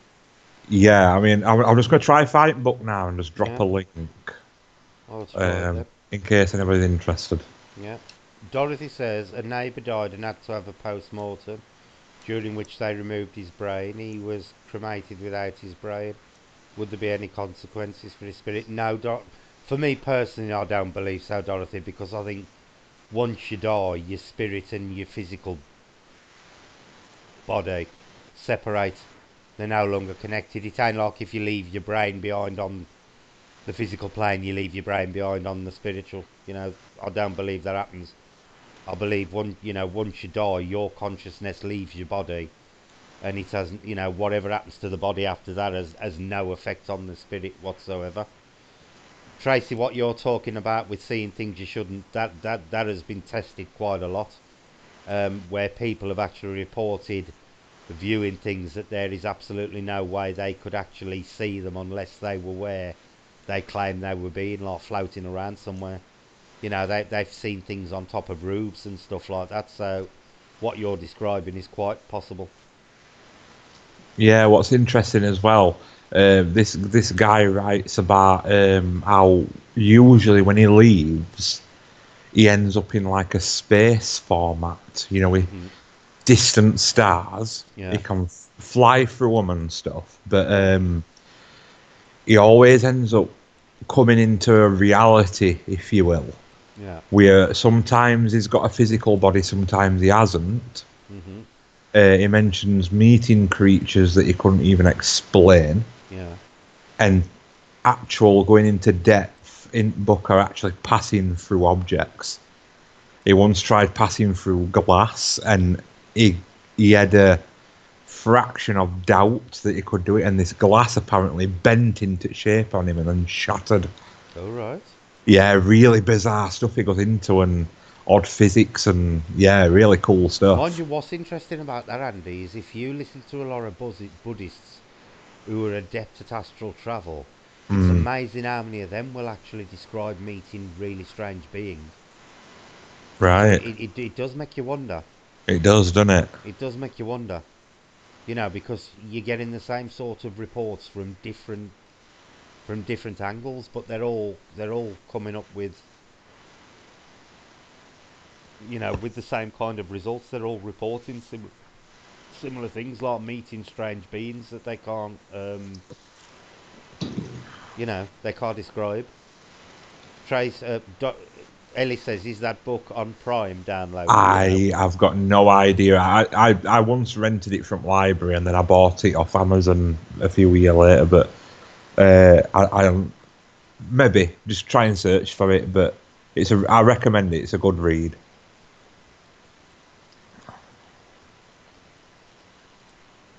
Yeah, I've done it consciously since quite a few times, especially since I died and was brought back. The only thing I've actually tried to will myself out my body a couple of times, and the only thing I've ever managed to achieve is if I actually get the feeling that you feel like you're bobbing up and down slightly, Andy. Oh yeah. But as soon as I've stopped concentrating or opened my eyes on that, I've just suddenly been back where I was. But I've Right. never actually been able to open my eyes and see myself floating above my body. I've closed my eyes and felt like I am actually bobbing up and down very slightly, but um, I've never actually been able to achieve it where I can open my eyes and look around to see where I am. Yeah. Dorothy says, I understand that, Brett, makes perfect sense, but I wouldn't want to be parted from my brain. The idea unsettles me. Once you've left the body, Dorothy, um, people who've come back and remembered leaving the body have always said that, they had absolutely no regard for the physical shell whatsoever. Yeah. Yeah. Quite often I wake up halfway out with the top half of me out. Well, that's weird, Tracy. I think I'd panic if that happened, if I woke up and I was like halfway in and out of my body. Well, under trying some of them techniques, it once felt like my feet were in and my head were in, but rested like lifted up. Hmm. Some, like I said, very strange sensations. Yeah. Saint says I had a bad motorcycle accident years ago. I thought I'd died but hadn't, but I felt I had out of body experiences as I was looking at myself. The thing is, Saint, they're called near death experiences because you don't technically have to die to have one. They just occur when either when you're dead or you're near to death. So it's quite possible to, if you're seriously injured, it is quite possible to have a near death experience without actually dying. In the case of mine, I did actually die twice. They had to defib me or whatever it's called twice to get my heart started again. But I do know there's a lot of cases where people have not actually died, but have been hanging on by a slither sort of thing and then comes back. I use a silver string from my belly button. Mind you, that's someone else that's common in astral travel. They say you're connected to your body by an umbilical cord Yep. that will actually stretch, however far you want it to. But apparently, if it breaks, you're screwed. Yep. You can't get back. But as long as it stays intact, um, you're fine.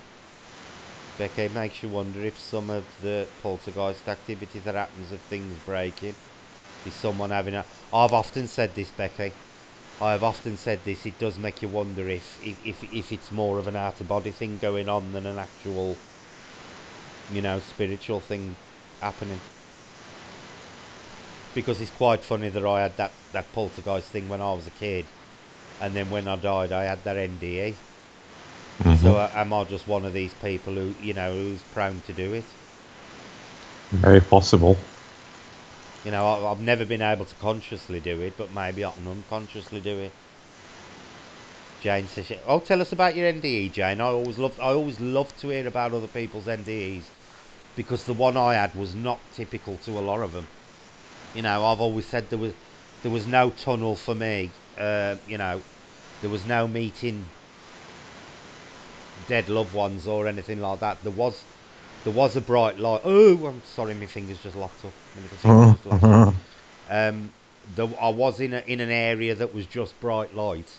I couldn't see walls or ceilings, but there was no lighted tunnel. There was certainly no God or no angels or singing or anything like that.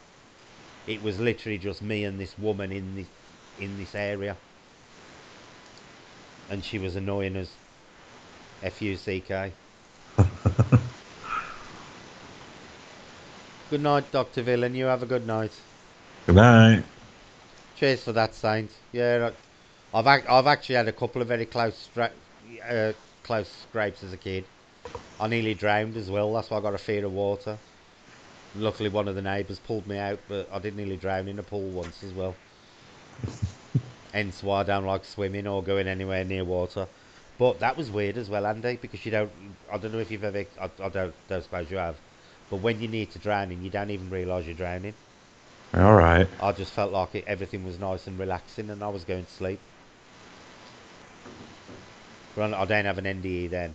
It was only the time in the ambulance that I had one. Yeah. I've got deja vu again.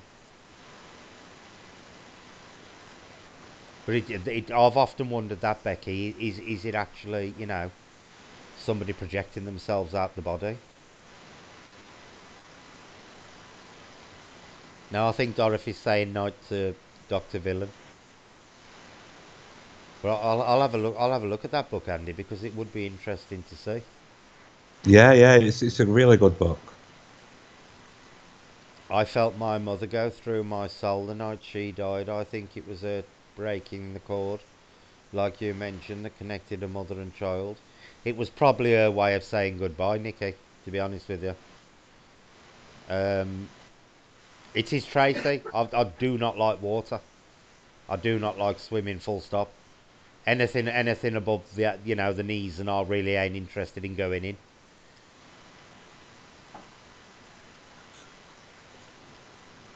I miss Hughes off News Channel. I cannot remember it consciously, but my mum told me I described seeing the bright light. It was after having my daughter. I was given a 50-50 chance of survival. Oh, wow, Jane.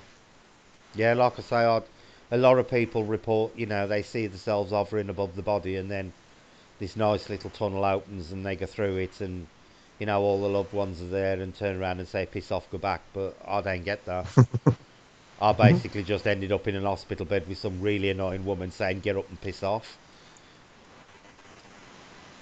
I have saints. I have got more lives than a cat. I've had two very close shaves of death in my younger days. Two very close shaves of death. Well, one of them I did actually die, but the second one I came close to it. I'm hanging around for the tickle of Brett's finger. I thought I heard the letterbox rattle earlier, Dorothy. I thought you were already here. I often wonder if phobias we have come from a previous life experience too, because often they're irrational. Interestingly enough, about that, Tracy, if you're a believer in reincarnation, which I am, and particularly in Eastern reincarnation, there is a lot of cases that you can easily Google and read up on where people have actually had phobias as a result of past life deaths. And then there's polar Did you opposite hear where that, you Andy? feel. I did. That's my phone turning Bigsby on again. Really? It only ever does this when we're live streaming. It's really bizarre, isn't it? Yep. Bixby is actually turned off on my phone. Right. It always activates when we're doing a live stream. Yeah. Oh, that's weird. But yeah, there's opposite to that as well, isn't there, where you feel so at home somewhere. Hmm. And I was talking about this with Becky and Ellen the other day because Ellen says she always feels right at home in like big stately homes, Yeah. and I feel really comfortable at farms. Yeah. Like we might have been there in a past life, and Yeah. that's Yeah. like going back to a good memory kind of thing. And do you know what's really weird with me, Andy? Even though I don't like swimming and stuff like that, I love to be beside rivers. Right. Now, don't you think that's really weird? Well, yeah, a little bit. If I want to be somewhere calming, I either want to be out in the country or next to a river. Right. I don't want to go into the river and swim. I just find sitting by the water and watching the water go past has a really calming effect on me. I just find I have a phobia of fire, firemen, and fire engines. No, I'm the opposite. I quite like firemen.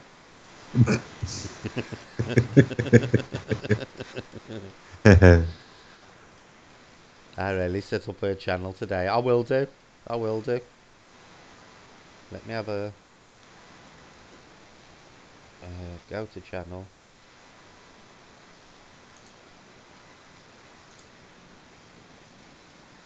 Oh god, he's done some horrible with me. What's it? Oh, I'll have to do that later. It's just popped off me. What's it? I will actually go to your channel, Ellie, later. Don't worry.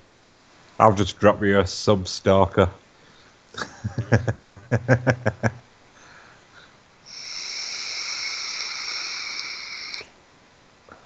Pop out chat. Oh, why is this playing up now? Thank you. It's alright, I've got to reset my chat, Andy. Just trying to do that for some reason. It popped out me bloody what's it. Oh yeah. But yeah, even though I nearly drowned, but it was a pool I nearly drowned in, not a river. And I've got this really bad fear of water, being in water. But I find rivers and the countryside. I've got, if I've got the choice of being out in a forest in the middle of nowhere and being in the city, Yeah. it's in the forest every time. Oh yeah, same here. Every time. Every time. Or you get behind me in the queue for the fireman, Brett. Yeah, I will sub when I get off here, Ellie. I tried to do it just and it just screwed me chat up. Um, it's not too bad. Do you think that possibly you died in a previous life in a fire, Jane?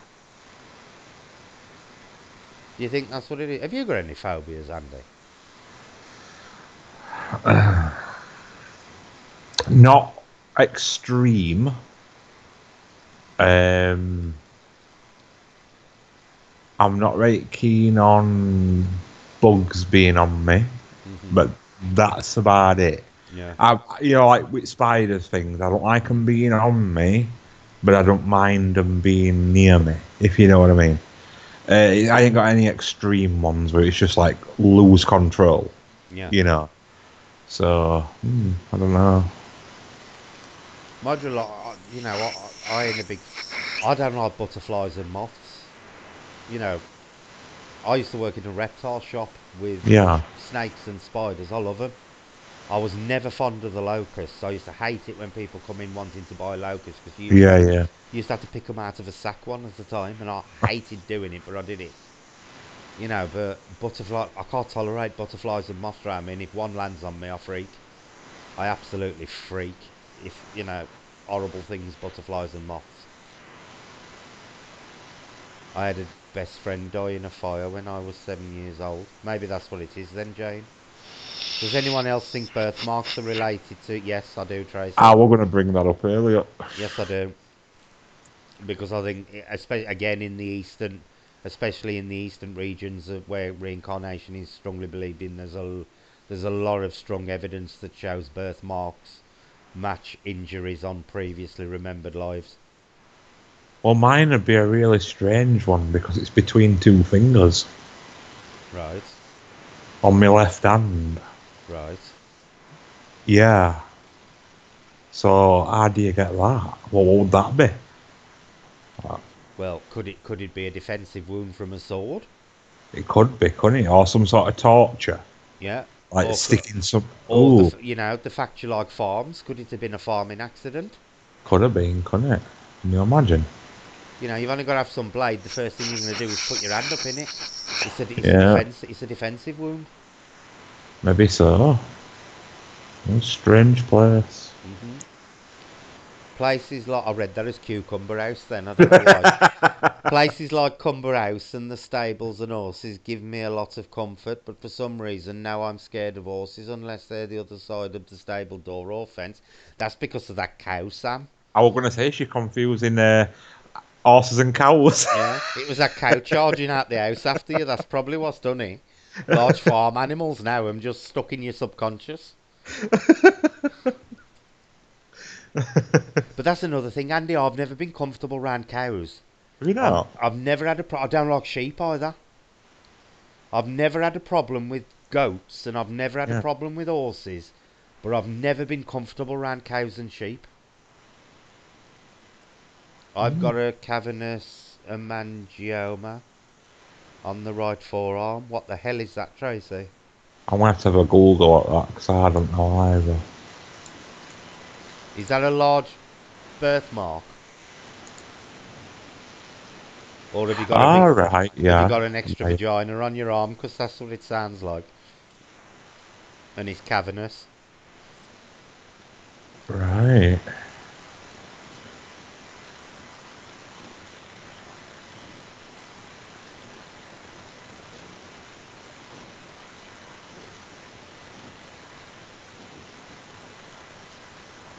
What's your earliest memory, Andy? What Oh, is you your don't want earliest childhood memory? to. Right. Uh, Me and Becky, I've talked about this with Becky. It's really bizarre, right? But it's one of them things where somebody who hears it could say, "Oh, you might have been dreaming it," Mm-hmm. but there's an extra bit on it that's definitely real.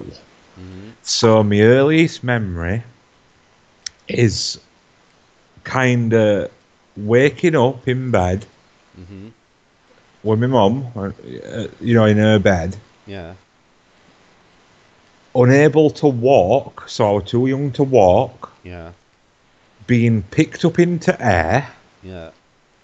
being tucked at top of stairs, and then Mm-hmm. floating down the stairs like with my arms and my legs like a little bit, Mm-hmm. and then being placed on the settee, Yeah. and then staringly trance watching the open fire. Right. And my mum coming down in the morning being like, "How did you get down here?" That's And weird. asking who brought me down, and nobody did. Mm-hmm. That's my earliest memory. So it was That's weird. pre-walking. Yeah, Yeah. yeah. The earliest, my earliest memory, I was about 2, and I can remember my mum calling me and my 2 sisters into the bedroom and telling us that my brother had passed away. Really? That is my earliest memory. Now there may be one slightly earlier, but I don't know. And we were actually walking down the street, looking up at the stars at the old house. Now we left that house when I was 4, and I was being carried because I was only young. I Yeah. remember that, and I could remember it was a really clear night, and the stars was. I can remember all being really fascinated as a really young kid by all these bright stars, but I don't know whether that was before my brother passed away or after. But they are my 2 Right. earliest memories. But I was definitely being carried in the one with the stars. Yeah.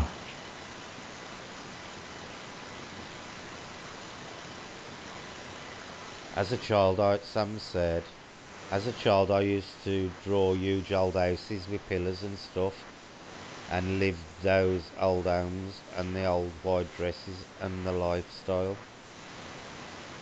You never know, Sam. It could quite easily be a past life. My daughter's got a strawberry mark right in the base of her skull. Wow. I don't think I've actually got any birthmarks as such. I got a few scars, but no birthmarks. I told my mother that I was in her wedding. She was pregnant with me, but I can still vividly remember being there. Well, you were there, Nicky. Just maybe you had a womb with a view.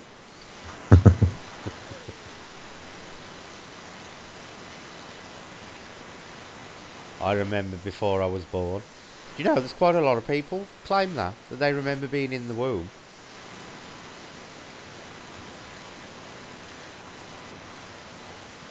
Yeah, the birthmark thing's really strange. I did not want to come back. Do you know, Andy? Have you ever read reincarnation stories of that where they've become aware in the womb and didn't want to come out?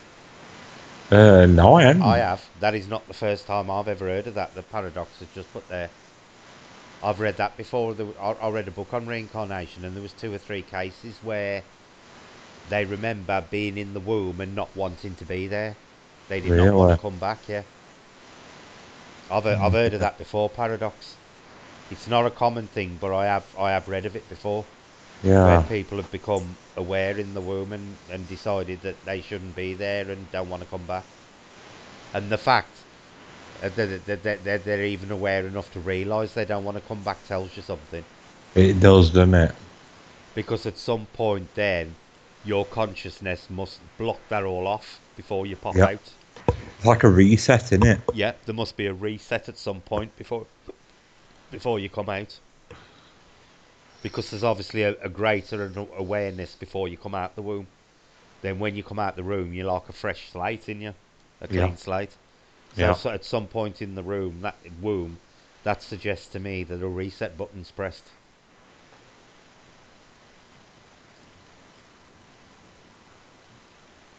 I was very upset.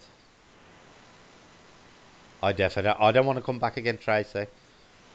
I think once round this life's enough. This is why I'm doing what I'm doing. I've got to get out clause. Yeah. The Saint, I can only remember one incident at around 5 years. It's amazing how many people cannot remember before roughly 5 years of age. You ask a Mm, lot of people their earliest memory, and they'll say, "Oh, I was about 5 at the time." But I've got a few very distinct. I've got a couple of very distinct memories and I know they all occurred before I was 4 because we moved house when I was 4, yeah. and these were all in the old house with old like I remember accidentally pushing. Well, I didn't do it. I was pushing my sister up my godparents' garden on. Can you remember them old metal tricycle things? Yeah. Yeah. And the wheel went down the gap in the path and tipped her in the fish pond. I remember that. Oh wow. I was under 4 then, and I can still remember her floating in the pond with a jacket inflated with air, which pretty much saved. And I can even remember going into the house, and my mum and my dad and my godparents were just talking, and I'm trying to tell them as a little toddler that my Yeah. sister's floating in the pond, and they weren't taking no notice of me for ages. And then they finally took notice that I was telling them that it fell in the pond, and they rushed out and fished her out. So it was lucky because I'd have been responsible for drowning my sister Mhm. indirectly. I didn't push her in. It was just I was pushing her pushing her up the path, and the wheel went down the gap in the slab and tipped her in. I don't, intentionally do it, but I can still vaguely remember that as a memory as well. But the one looking up at the stars is still a very clear memory, as is the one of us getting in bed with my mother that morning and my mum crying and telling us that my brother had died. Right. I can still, very, very, very clearly remember those two. I can remember my brother sitting in the fish tank when he was 1 and I was 2.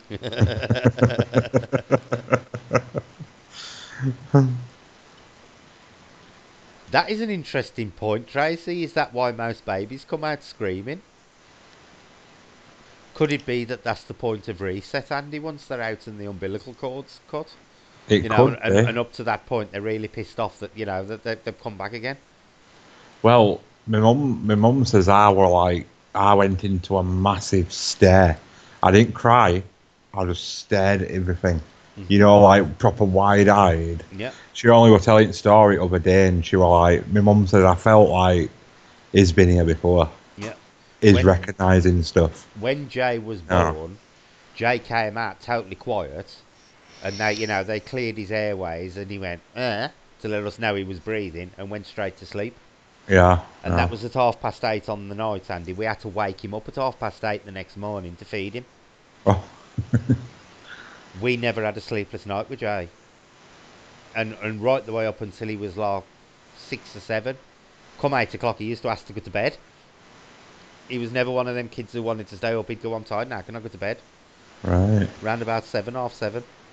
But he never cried as a baby. Well, he cried as a baby, but he never cried in the night. He never got us up and said, like, feed me. Yeah. We used to Yeah. have to wake him up to feed him. He come out laid back, and he spent the last 26 years being laid back to the point that he annoys me sometimes. I could shake him. My grandmother told me I was drowning in a rock pool, and they all stood laughing, saying, "Look, she's trying to swim." My grandmother pulled me out, saved me. Jesus, Nicky, they were all laughing Well, at you drowning. you can imagine. I used to chat with a social worker friend, and she said kids tend not to lie under the age of 5 years. Strange, yeah, it is. Yeah, there's no concept of lying at that age, though, is there? No, no. It's not there. It's This is why I think a lot of kids are more prone to seeing paranormal things, hmm because I think as you grow older, you just naturally build up psychological defenses against stuff. yeah, Whereas with very young kids, they're very very open to to a young child, nothing is impossible, is it? It isn't. Everything's a wonder. I'd have been really pissed off with my family if they all stood round laughing at me drowning in a rock pool.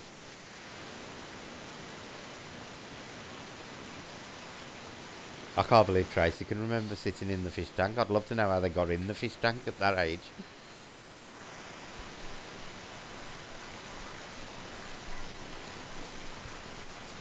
Look, she's trying to. I can't believe that. Look, she's trying to swim. Surely, your obvious reaction when you see a child splashing around in a pool is to grab a minute. In it, yeah. Not stand there laughing, going, look us trying to swim. I'd have divorced my family now if I was you. I really do believe that, Saint. I think, up until round about the age of 5, there's just no natural psychological mechanisms there to stop it happening. And that's why I always say, they always say out of the mouths of babes, and I think, that saying is more truer than a lot of people realise. It was only the other day my mum told me I had an imaginary friend till I was about 6. I don't remember, I'm bloody 49 now. Did you ever have an imaginary friend, Andy? I didn't know. I don't remember ever having one either. Jay had one, but I never remember having one. I had a bloody good imagination, but Yeah, never and had I always a did. full on. Yeah. Yeah, I always did from a very young age, but I don't ever remember having an imaginary friend to talk to. No, neither. I Neither. Yeah. can't believe she's never told me before. That's why I'm so dull now, Brett lol. Oxygen deprivation, that's what it is, Nikki. Just tell everybody it was oxygen deprivation as a child.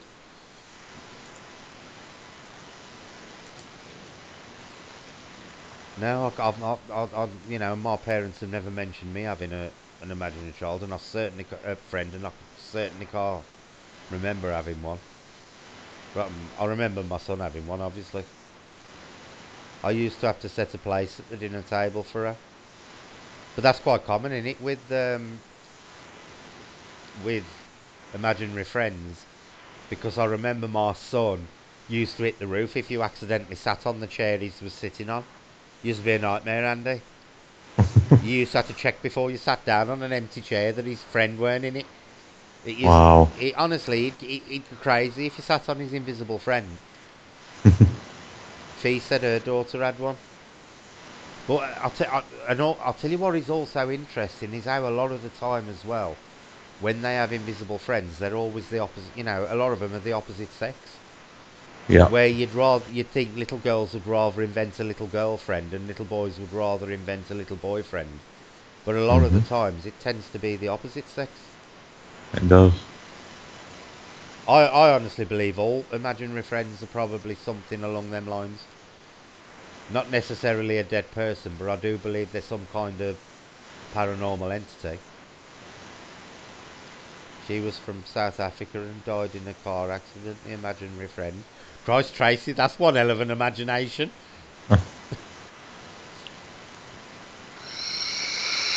Can you imagine being a little kid and imagine you'd got a friend from South Africa who died in a car accident?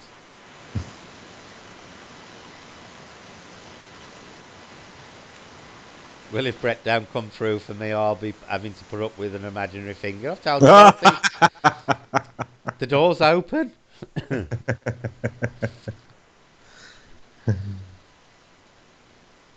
See, the thing is, Tracy, as I put on somebody's video this morning, I always say the biggest mistake, the first mistake everybody always makes in the paranormal is presuming you're talking to a dead person. Because we have absolutely no way whatsoever of being 100% certain we know what we're talking to. I have absolutely no doubt we're talking to something of an intelligent nature, but I have no way of saying with 100% certainty that I am talking to a ghost, or I'm talking to an alien, or I'm talking to whatever. I don't know. All I know is I'm talking to something that's giving me intelligent responses.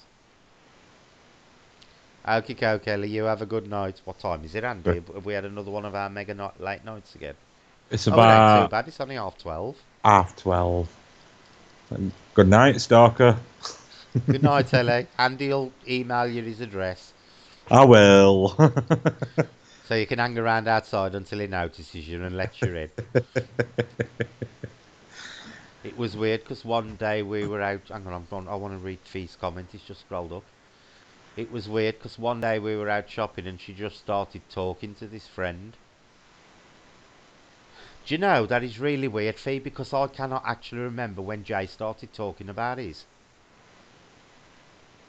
All I remember is one day he hadn't got one and then another day he had.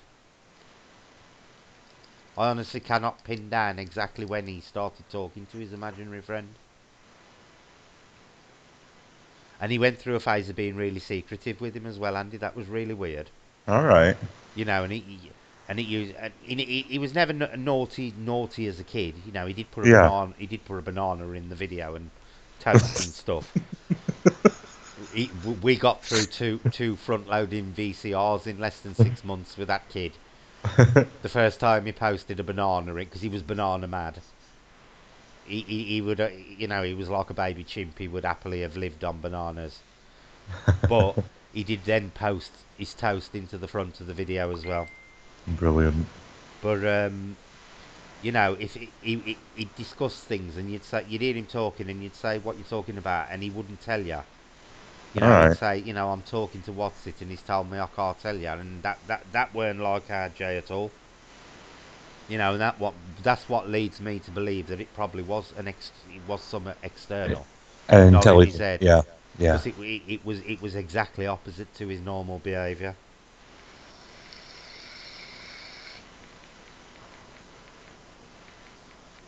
So I'm just saying good night to Jace. He says he's off to bed.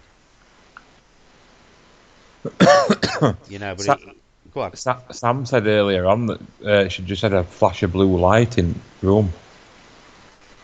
That's Huge interesting. blue flash That's of light in interesting, kitchen Sam. right now. I wonder if that's like that one I had, Andy. Yeah. They seem to be happening around people lately, isn't there? Yeah. And that, if you remember, mine happened when I was on the stream. Yep. And this Bixby thing that gets me, Andy, because that phone never ever activates Bixby apart from when I'm on these streams. He's 26 now, Nicky. He was 26 in February. He's just turned 26. Then every day it would be Mikey this, Mikey that. Then one day nothing, so I asked her where Mike gone. She said he needed to be with his family. Hi James. That's really interesting, and it's how he needed to be with his family. Hmm. See, I've often wondered, Andy. Imaginary friends, are they some kind of guide? You know, Yeah. Yeah. are they actually setting you on a certain path? Something that you need to start from a very early age. It does make you wonder. I ain't saying them dead people, but are they something that is setting you on a certain path? It could be, couldn't it? Because a lot of there does seem to be a lot of secrecy between a child and their imaginary friend. Hmm. If kids tend to be playing with the normal friends and you ask them what they're doing, they happily tell you. Yeah. But it's quite common when you ask a child playing with an imaginary friend what they're doing, they immediately clamp up and refuse to tell you what's being said and what's going on. And I've always found that quite interesting. Hey James, better late than never, honey. Some things are strange. I parked the car, then returned. Old lady was sat in the rear. She got in the wrong car. It freaked me out.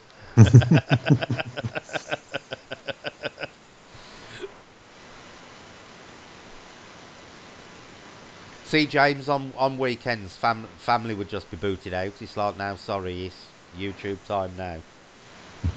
I always say to people, don't visit me if I'm on YouTube because I'll just ignore you. Sorry. Oh,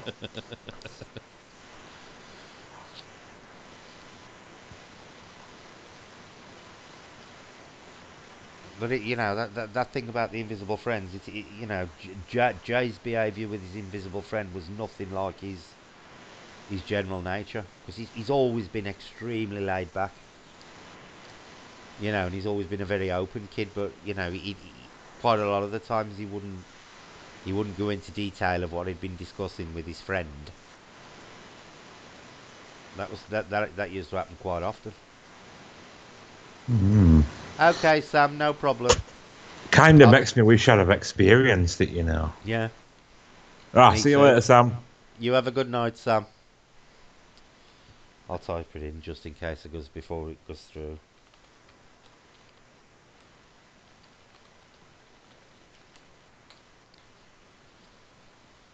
My lot wanted to watch a film. I was like, no, not tonight.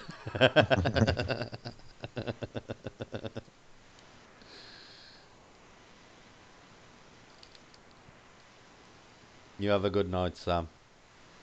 Yeah, I genuinely don't believe I had one, Andy. Same here. And my mum's never mentioned to me about having one. No, mine neither, and she would have done by Yeah, now, and you mine would know. have done. And Jay can still remember his. So, most people can remember their invisible friend, can't they? Hmm. And I certainly don't remember having one. But that one that Tracy was on about, was it Tracy who said it was from South Africa in a car accident? I How, think how, so. how many young kids at that age would know of South Africa? Mm. Because the young kids, the whole world consists of normally your house and the garden outside, doesn't it? And that is pretty much the limit of the size of the world, apart from when you go to the shops or something. Yeah, yeah, yeah. Yeah, Andy's got some amazing pictures. Um, I wish we'd have showed you the one we got from Sowen, because that's another interesting one, and that one looks like a gnome sitting down. You can even see his curly boots, can't you, Andy? Yeah. Sitting with his back propped up against one of the stones in the circle. Can you just load any picture up? Yeah, Because I could send it over on right quick. we'll send it over, and I'll pop it on for him to have a look at. Yeah, yeah, cool. Demetria. It's a really interesting name as well, Tracy. It ain't the sort of thing you'd hear over here.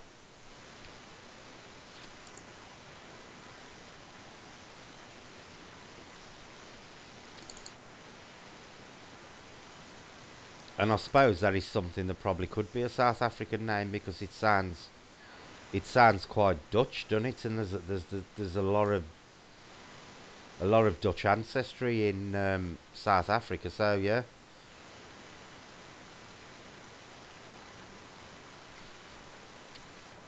Andy's just finding out the picture which the cat took at the Samhain festival. We did it last year in Ooh, I'm just twisting my finger again.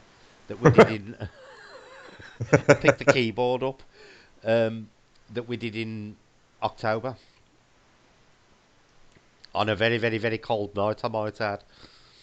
Oh, it was. Yeah, she does. She remembers hers too.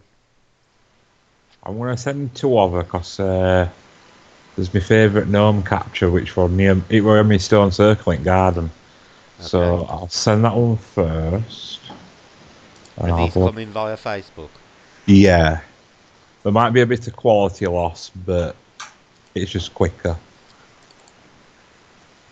Okay. Right, where's other one?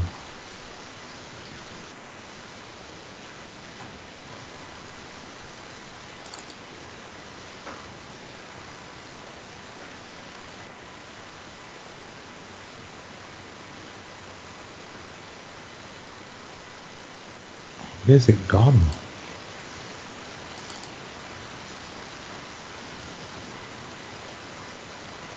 I don't know. I can't see.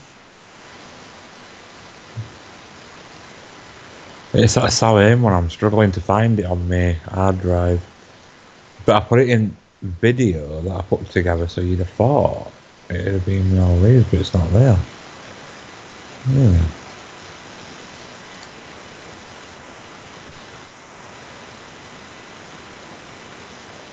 There you go. Jane says, I've just asked my daughter if she can remember her imaginary friend. She can. She's 17. Tracy, Brett, you need to look after your special finger. It's got very magical properties, lol. It has? I've patiently spread 2 bags of Frazzles with Dairy Lee. I'm so Ugh. I'll happily spread Pringles with Dairy Lee, not Frazzles. Cannot stand Frazzles. Tracy says her daughter's 22 and can still remember hers.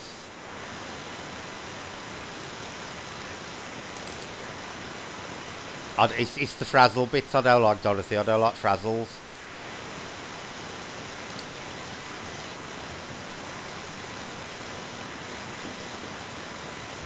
Well, send the first one, Andy, and I'll put that up while you look for the other one.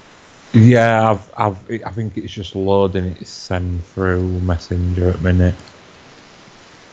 Oh, right. It's just loading at minute. Yeah, I know it's coming through. You're coming through a bit crackly, so I know you're breaking up a slight fraction. Right. So I know it's coming through. It should bleep in a minute. Yeah, cool.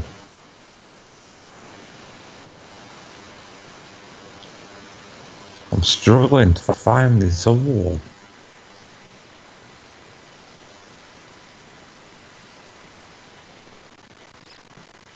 Andy, just question, this is the truth. I always give some pot gnomes that they are old school. Should I paint them? Somebody wants to know if they should paint the garden gnomes, Andy. Yeah, definitely. We need a touch up, get it done. My dad used to take me to a little brook to catch sticklebacks. It was like something out of a book, and even as a kid, I always had the feeling that there was something small watching me.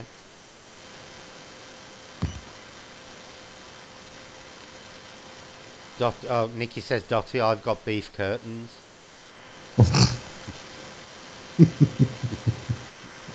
That's just too much information, Nikki.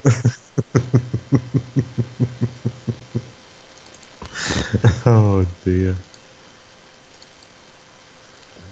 Download.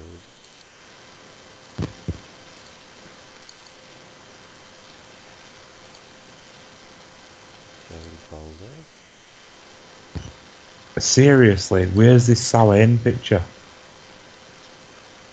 I can't find it anywhere.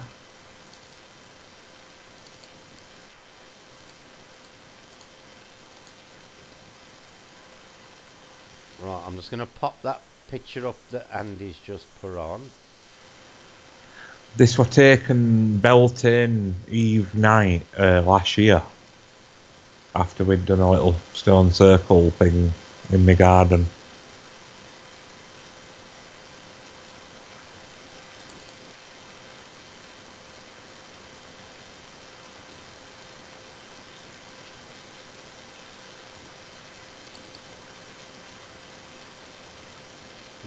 Why is it not?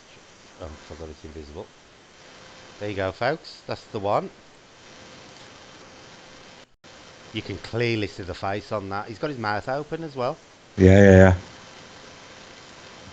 But it looks like he's holding hands with like a little light being. It's like he's holding it hard. You know, if you look at main close up, I think it's up main close up.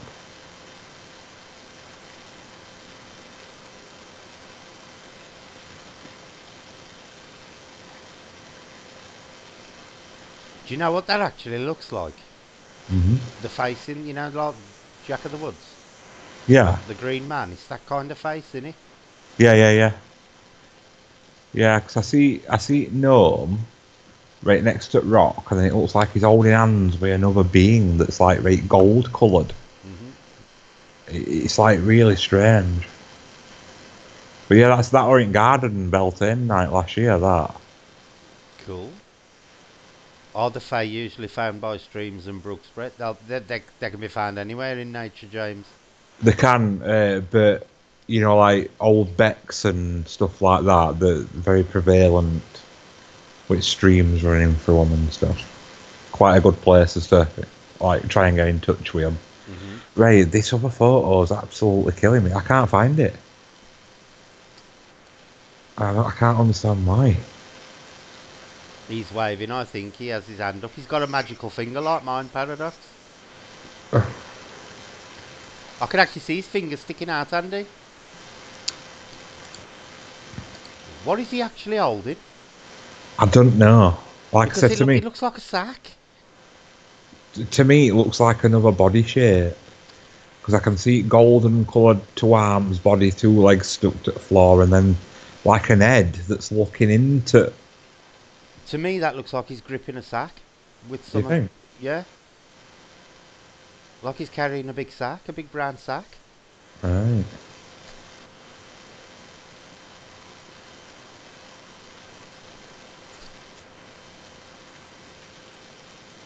Right, let me go and have a look for this other one. To the right of the main one's at. There's another one.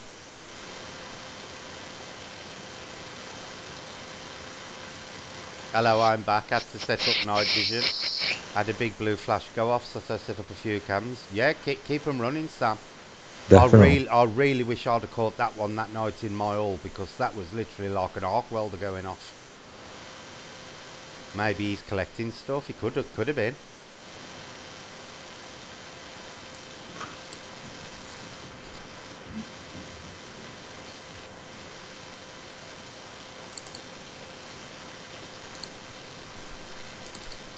I hope Andy can find the Samhain one because that one was really good. That was literally a full body one, wasn't it, Andy? Right down to the curly boots. Yeah, I might have it in a message, so I'll see if I can find it and forward it on. Yeah, yeah. Sam says it looks like a gold or brown bag. I'll just be back in a sec. I quickly need to nip to the loo. No worries.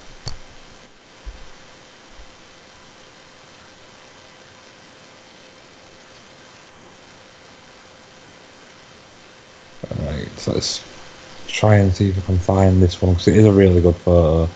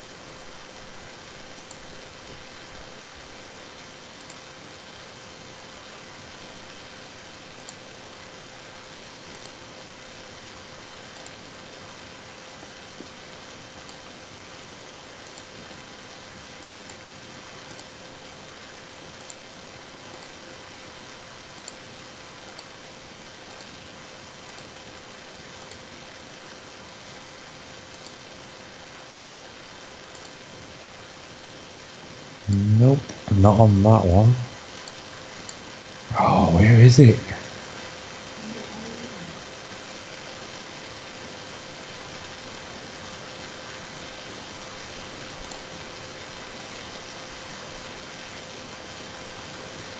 Can't believe it.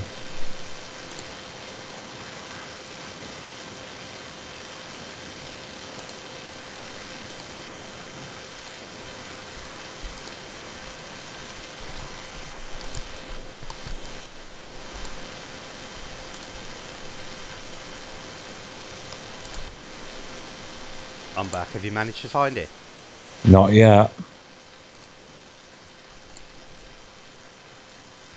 Saint says, Andy, you have inspired me to put fairy lights and offerings. My little girl dog is buried in the garden. She loved toys.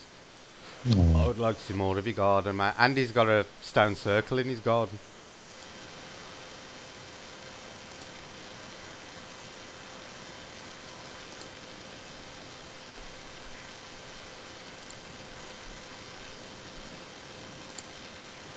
I've always been obsessed with things sticking out, Dorothy.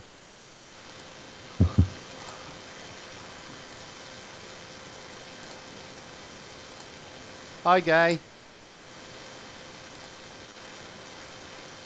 I think Walt Disney and Dr. Seuss, to certain things, wrote stories about them, drew pics of them. I have always said paradox. I'm a firm believer that Tolkien was very much into the Fae and the elementals because a lot of what he wrote in The Lord of the Rings closely matches traditional Fae lore.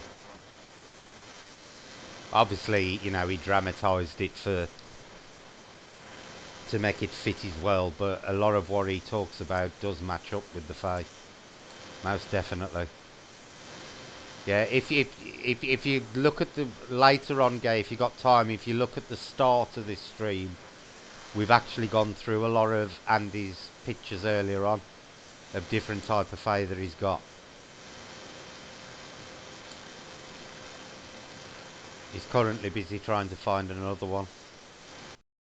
I'm really struggling as well. I don't know what's happened. You know, when I did the photograph video, Mm-hmm. well, every photograph that I used is in a folder Was on that folder. called Fae Photograph Video, and they're all there apart from that That one. one. And I used that photograph right at end. I just don't know what's going on. Right, I've got a backup plan. I never saved a copy of it. I've got a backup plan. I might be able to take a screen cap from end of video. Cheers, Tracy.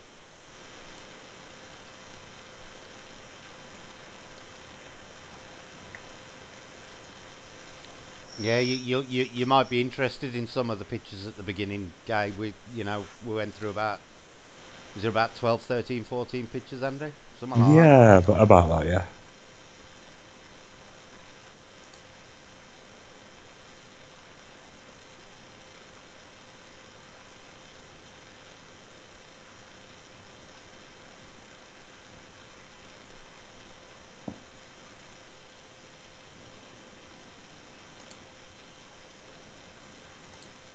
Okay, cheers, Tracy.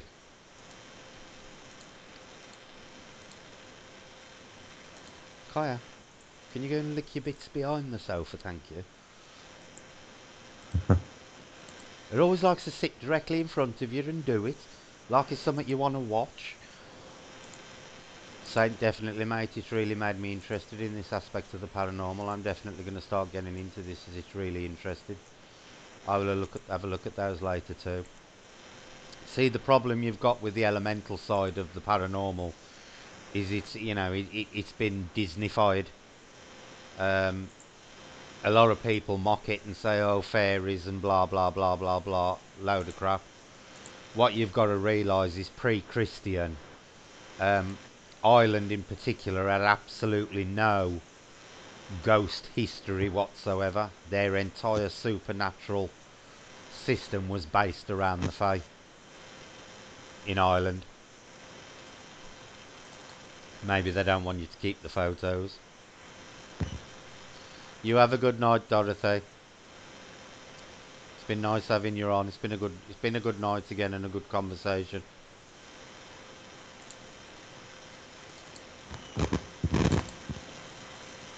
Yeah, I will do, Nicky. If when it happens again next time, I'll photograph them before he actually puts them on. It never even crossed my mind to do it yesterday. But I'm gonna have to Google that, Andy. Them fairy knots, because it was like a chain. Yeah, yeah. The laces were like woven like a chain. Yeah, I had a quick look at it over there when you were telling me about that initial one. And I was like, oh, that's interesting. You have a good night, Dorothy. Don't let the dolphin take up all the bed.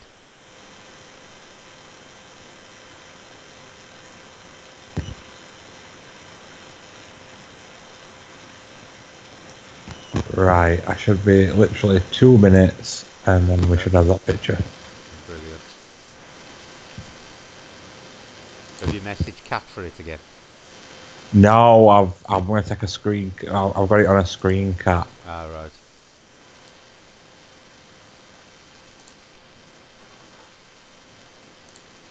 Yeah, to be honest with you, if you go in, if you go into the real, you know, research of the Fae, not the stupid folklore, cartoonized version.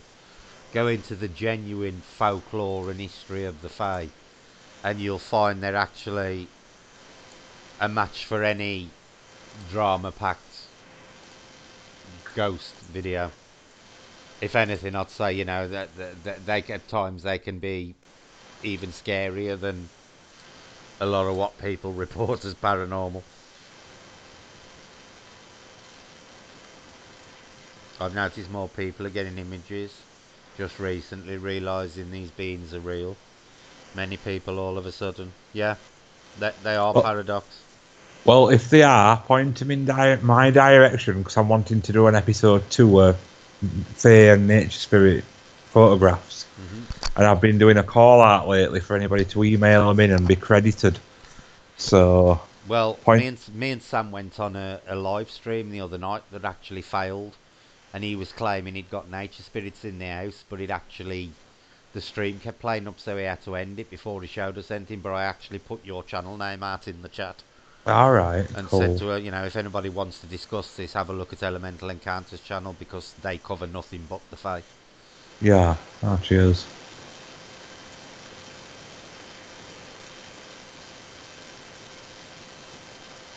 Right, where are you? Wrong folder. I wish I could maneuver my own computer. That'd be good, wouldn't it? Right now, you'll love this one when you see this one because this is a really interesting photo. Right, incoming. Incoming. Just got to wait for it to come through on Facebook, and then I'll put it up for you folks.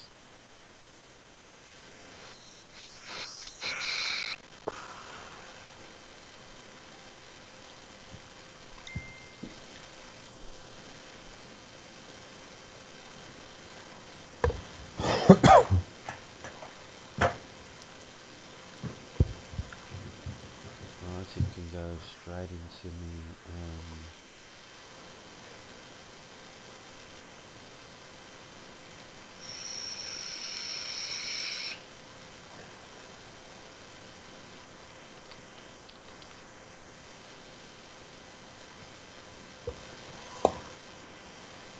Right now, this one, believe it or not, was took at our Samhain ceremony. You can actually see him from head to toes, literally on this one. I'm just about to change the source on this. What's it? You can even see his curly boots. Can you not, Andy?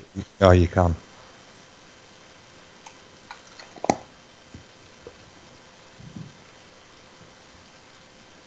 Right, I'll just blow it up to fit the screen.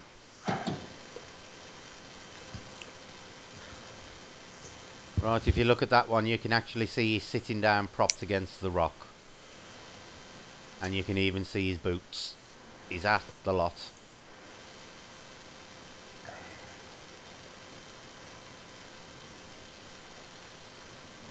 And that was us at the stone circle with it all lit up. It were a really cool night. Yeah, it was an amazing night that night. It was an amazing night. Let me know when it pops up, Andy.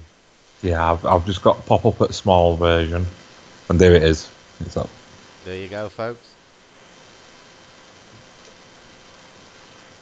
And that was actually and you can even see it on the small version, on the Yeah, big you can see yeah. this, you can see it was actually sitting there watching us. It's like we were just chilling out, weren't it? Just Yeah, watching what we were doing. yeah. You can even see, he's got his boots in front of him with the curly toes. I love his little cone hat. Yeah, yeah. I absolutely love that photo. Obviously, credit to Kat for that one because Yeah, she caught that on picture. But yeah, yeah. Fantastic. That is one of Kat's photos, but it is an absolutely brilliant picture, that one. And he was actually watching everything we were doing in the circle. And I can assure you, there was nothing sitting. We couldn't actually see anything sitting there, could we, Andy? While that was No, when that no. was taken. I That mean, that that that all is our literally sitting to the left of the altar in the circle. yeah, all our belongings were all behind the stones, weren't they, on the Yeah, outer edge, so they yeah. didn't interfere with visuals. And that is definitely something in front of the Um, stone. yeah. Me personally, James, I have seen them as the form of lights in my old house. And I saw the day we consecrated the wands. I actually saw one that day in the trees. Did I not, Andy? Yeah. And that, I believe, was a gnome. Andy's seen a lot more. Andy'll tell you what he's seen. Oh, I've seen all sorts, all sorts of weird little things. That is not an infrared camera fossil. That was taken with a normal camera.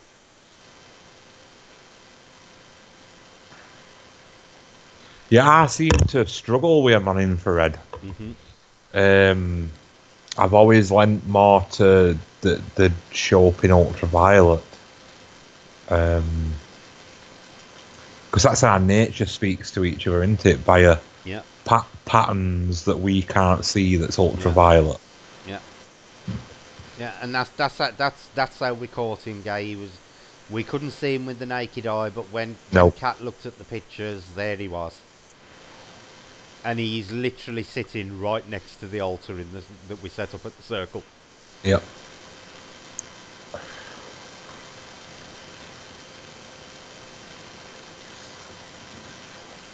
And funnily enough, that is actually that was taken as we were talking with what were we doing there? It looks like I was sat on the rock. Becky stood next to me with camera. Yeah, Um, and the REM bear were going off because you can see it sat up top at stone. yeah. I'm kind of looking. I'm looking Jason's over towards it. Jason's to the right of it, and I was actually behind that square, the other Yeah. side of it. Yeah. So it was in between me and Jason, but sitting right next to the altar. Yep. Do any of the Fae protect humans? They can do. They can do. They can become very protective of you. Hmm. But it makes me wonder if it were him that were doing REM bear from afar. Yeah, You know, keeping his distance because obviously you're looking that way mostly yeah, at what the REM bear is doing, and it makes yeah, me wonder if he got power to be able to yeah. tinker with it But from that if you distance. remember as well, Cat's bear was quite close to him, and Cat's bear went off a couple of times, didn't he? It did, yeah. That night, Jason also saw three figures. The other side of that rock, which is really interesting. Hmm. Human-sized figures that were, well, he said one was taller than the other two. There was a tall one flanked by two shorter ones, and he said they were semi-transparent. He could see through them. And then when we looked at the pictures, there was that little gnome guy sitting there at the rock. I genuinely believe that's Puka taking a more Hmm. human shape Yeah, because apparently they can do it. yeah. We had some very interesting things occur that night. Um, about 10 minutes after we got there, we heard some kind of. It weren't a moo, was it? It was like a. Yeah, or a strange It noise. was like similar to the. It was like a cross between a bull or a deer would make. It was neither, but it was that kind of bella kind of thing. And we've since found out going to the area where it came from that it's actually a lake. And he's been and checked, and it's actually water there. So there was absolutely no way that where we were hearing it there could have been any kind of animal unless we've got seals there. Can you imagine? I know. I've seen pixie queens become full size. I weren't even aware the pixies had queens, to be honest with you. Saint, I've just purchased an old book called The Fairy Faith of Cornwall by Y.W. Evans Wens, so I'm going to start it tomorrow.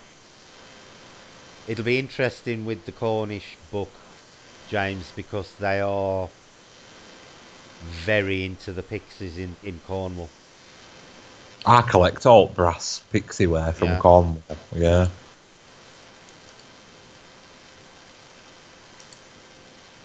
But yeah, that is one of the more interesting pictures that. Well, not it was Cat who caught it, but Andy put it on his video. That's fine, Fee. Don't worry. But see, this is what I always say to people. You know, when you talk about the paranormal is not just about ghosts and spirits. There is so much more to the paranormal. All these elementals are not dead. They are living beings, but they're all still part of the paranormal, as are things like Bigfoot and aliens and all kinds of astral travel, all weird and wonderful kind of things.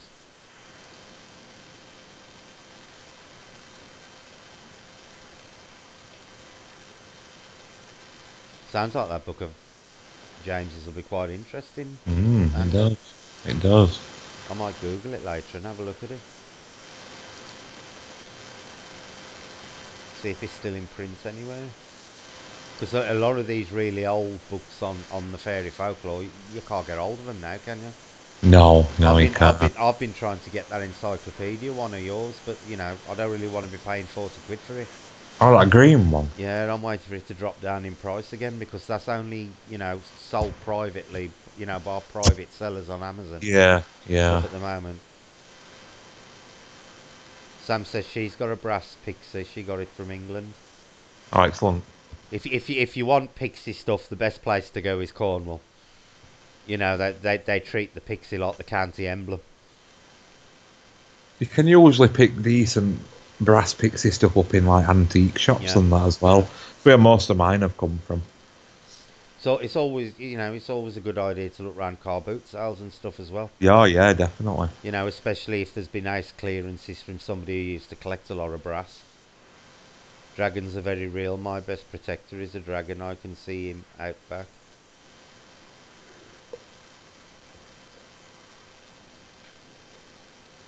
Brett, it's apparently actual accounts from the 1800s of Cornish accounts of their experiences with the Fae. That'll be a really good book then, James. It'll be interesting to see what their views were from the 1800s. Definitely gonna have to look that one up then, Andy. Mm. You got a bloody long name as well. Y.W. Evans Wentz, Fairy Faith of Cornwall. I have to remember that. Right, guys, I am going to have to call it a night because my computer is threatening to restart on me because it's just finished doing some updates apparently. And it's 10 past 1 in the morning. So I'd like to say thank you to Andy for coming on again, as normal, No and for probs. all his lovely photos and making it a really good evening. And I'd like to say thank you for all you coming on because you make the channel as much as we do. And it's nice to see people interacting and asking questions and showing an interest. So we will see you all shortly. So it's actually morning now, Julie, more so than evening. Um, so I'll say a good night to you all, and we will see you on Sunday. We are doing, hopefully, if we can get it working with StreamYards, we will be doing Naughty Old Cupid and his clairvoyant predictions, which should be quite interesting. So, thanks for a good night, everybody, and we will see you all on Sunday. Good night, all. Have a good night, all. Night.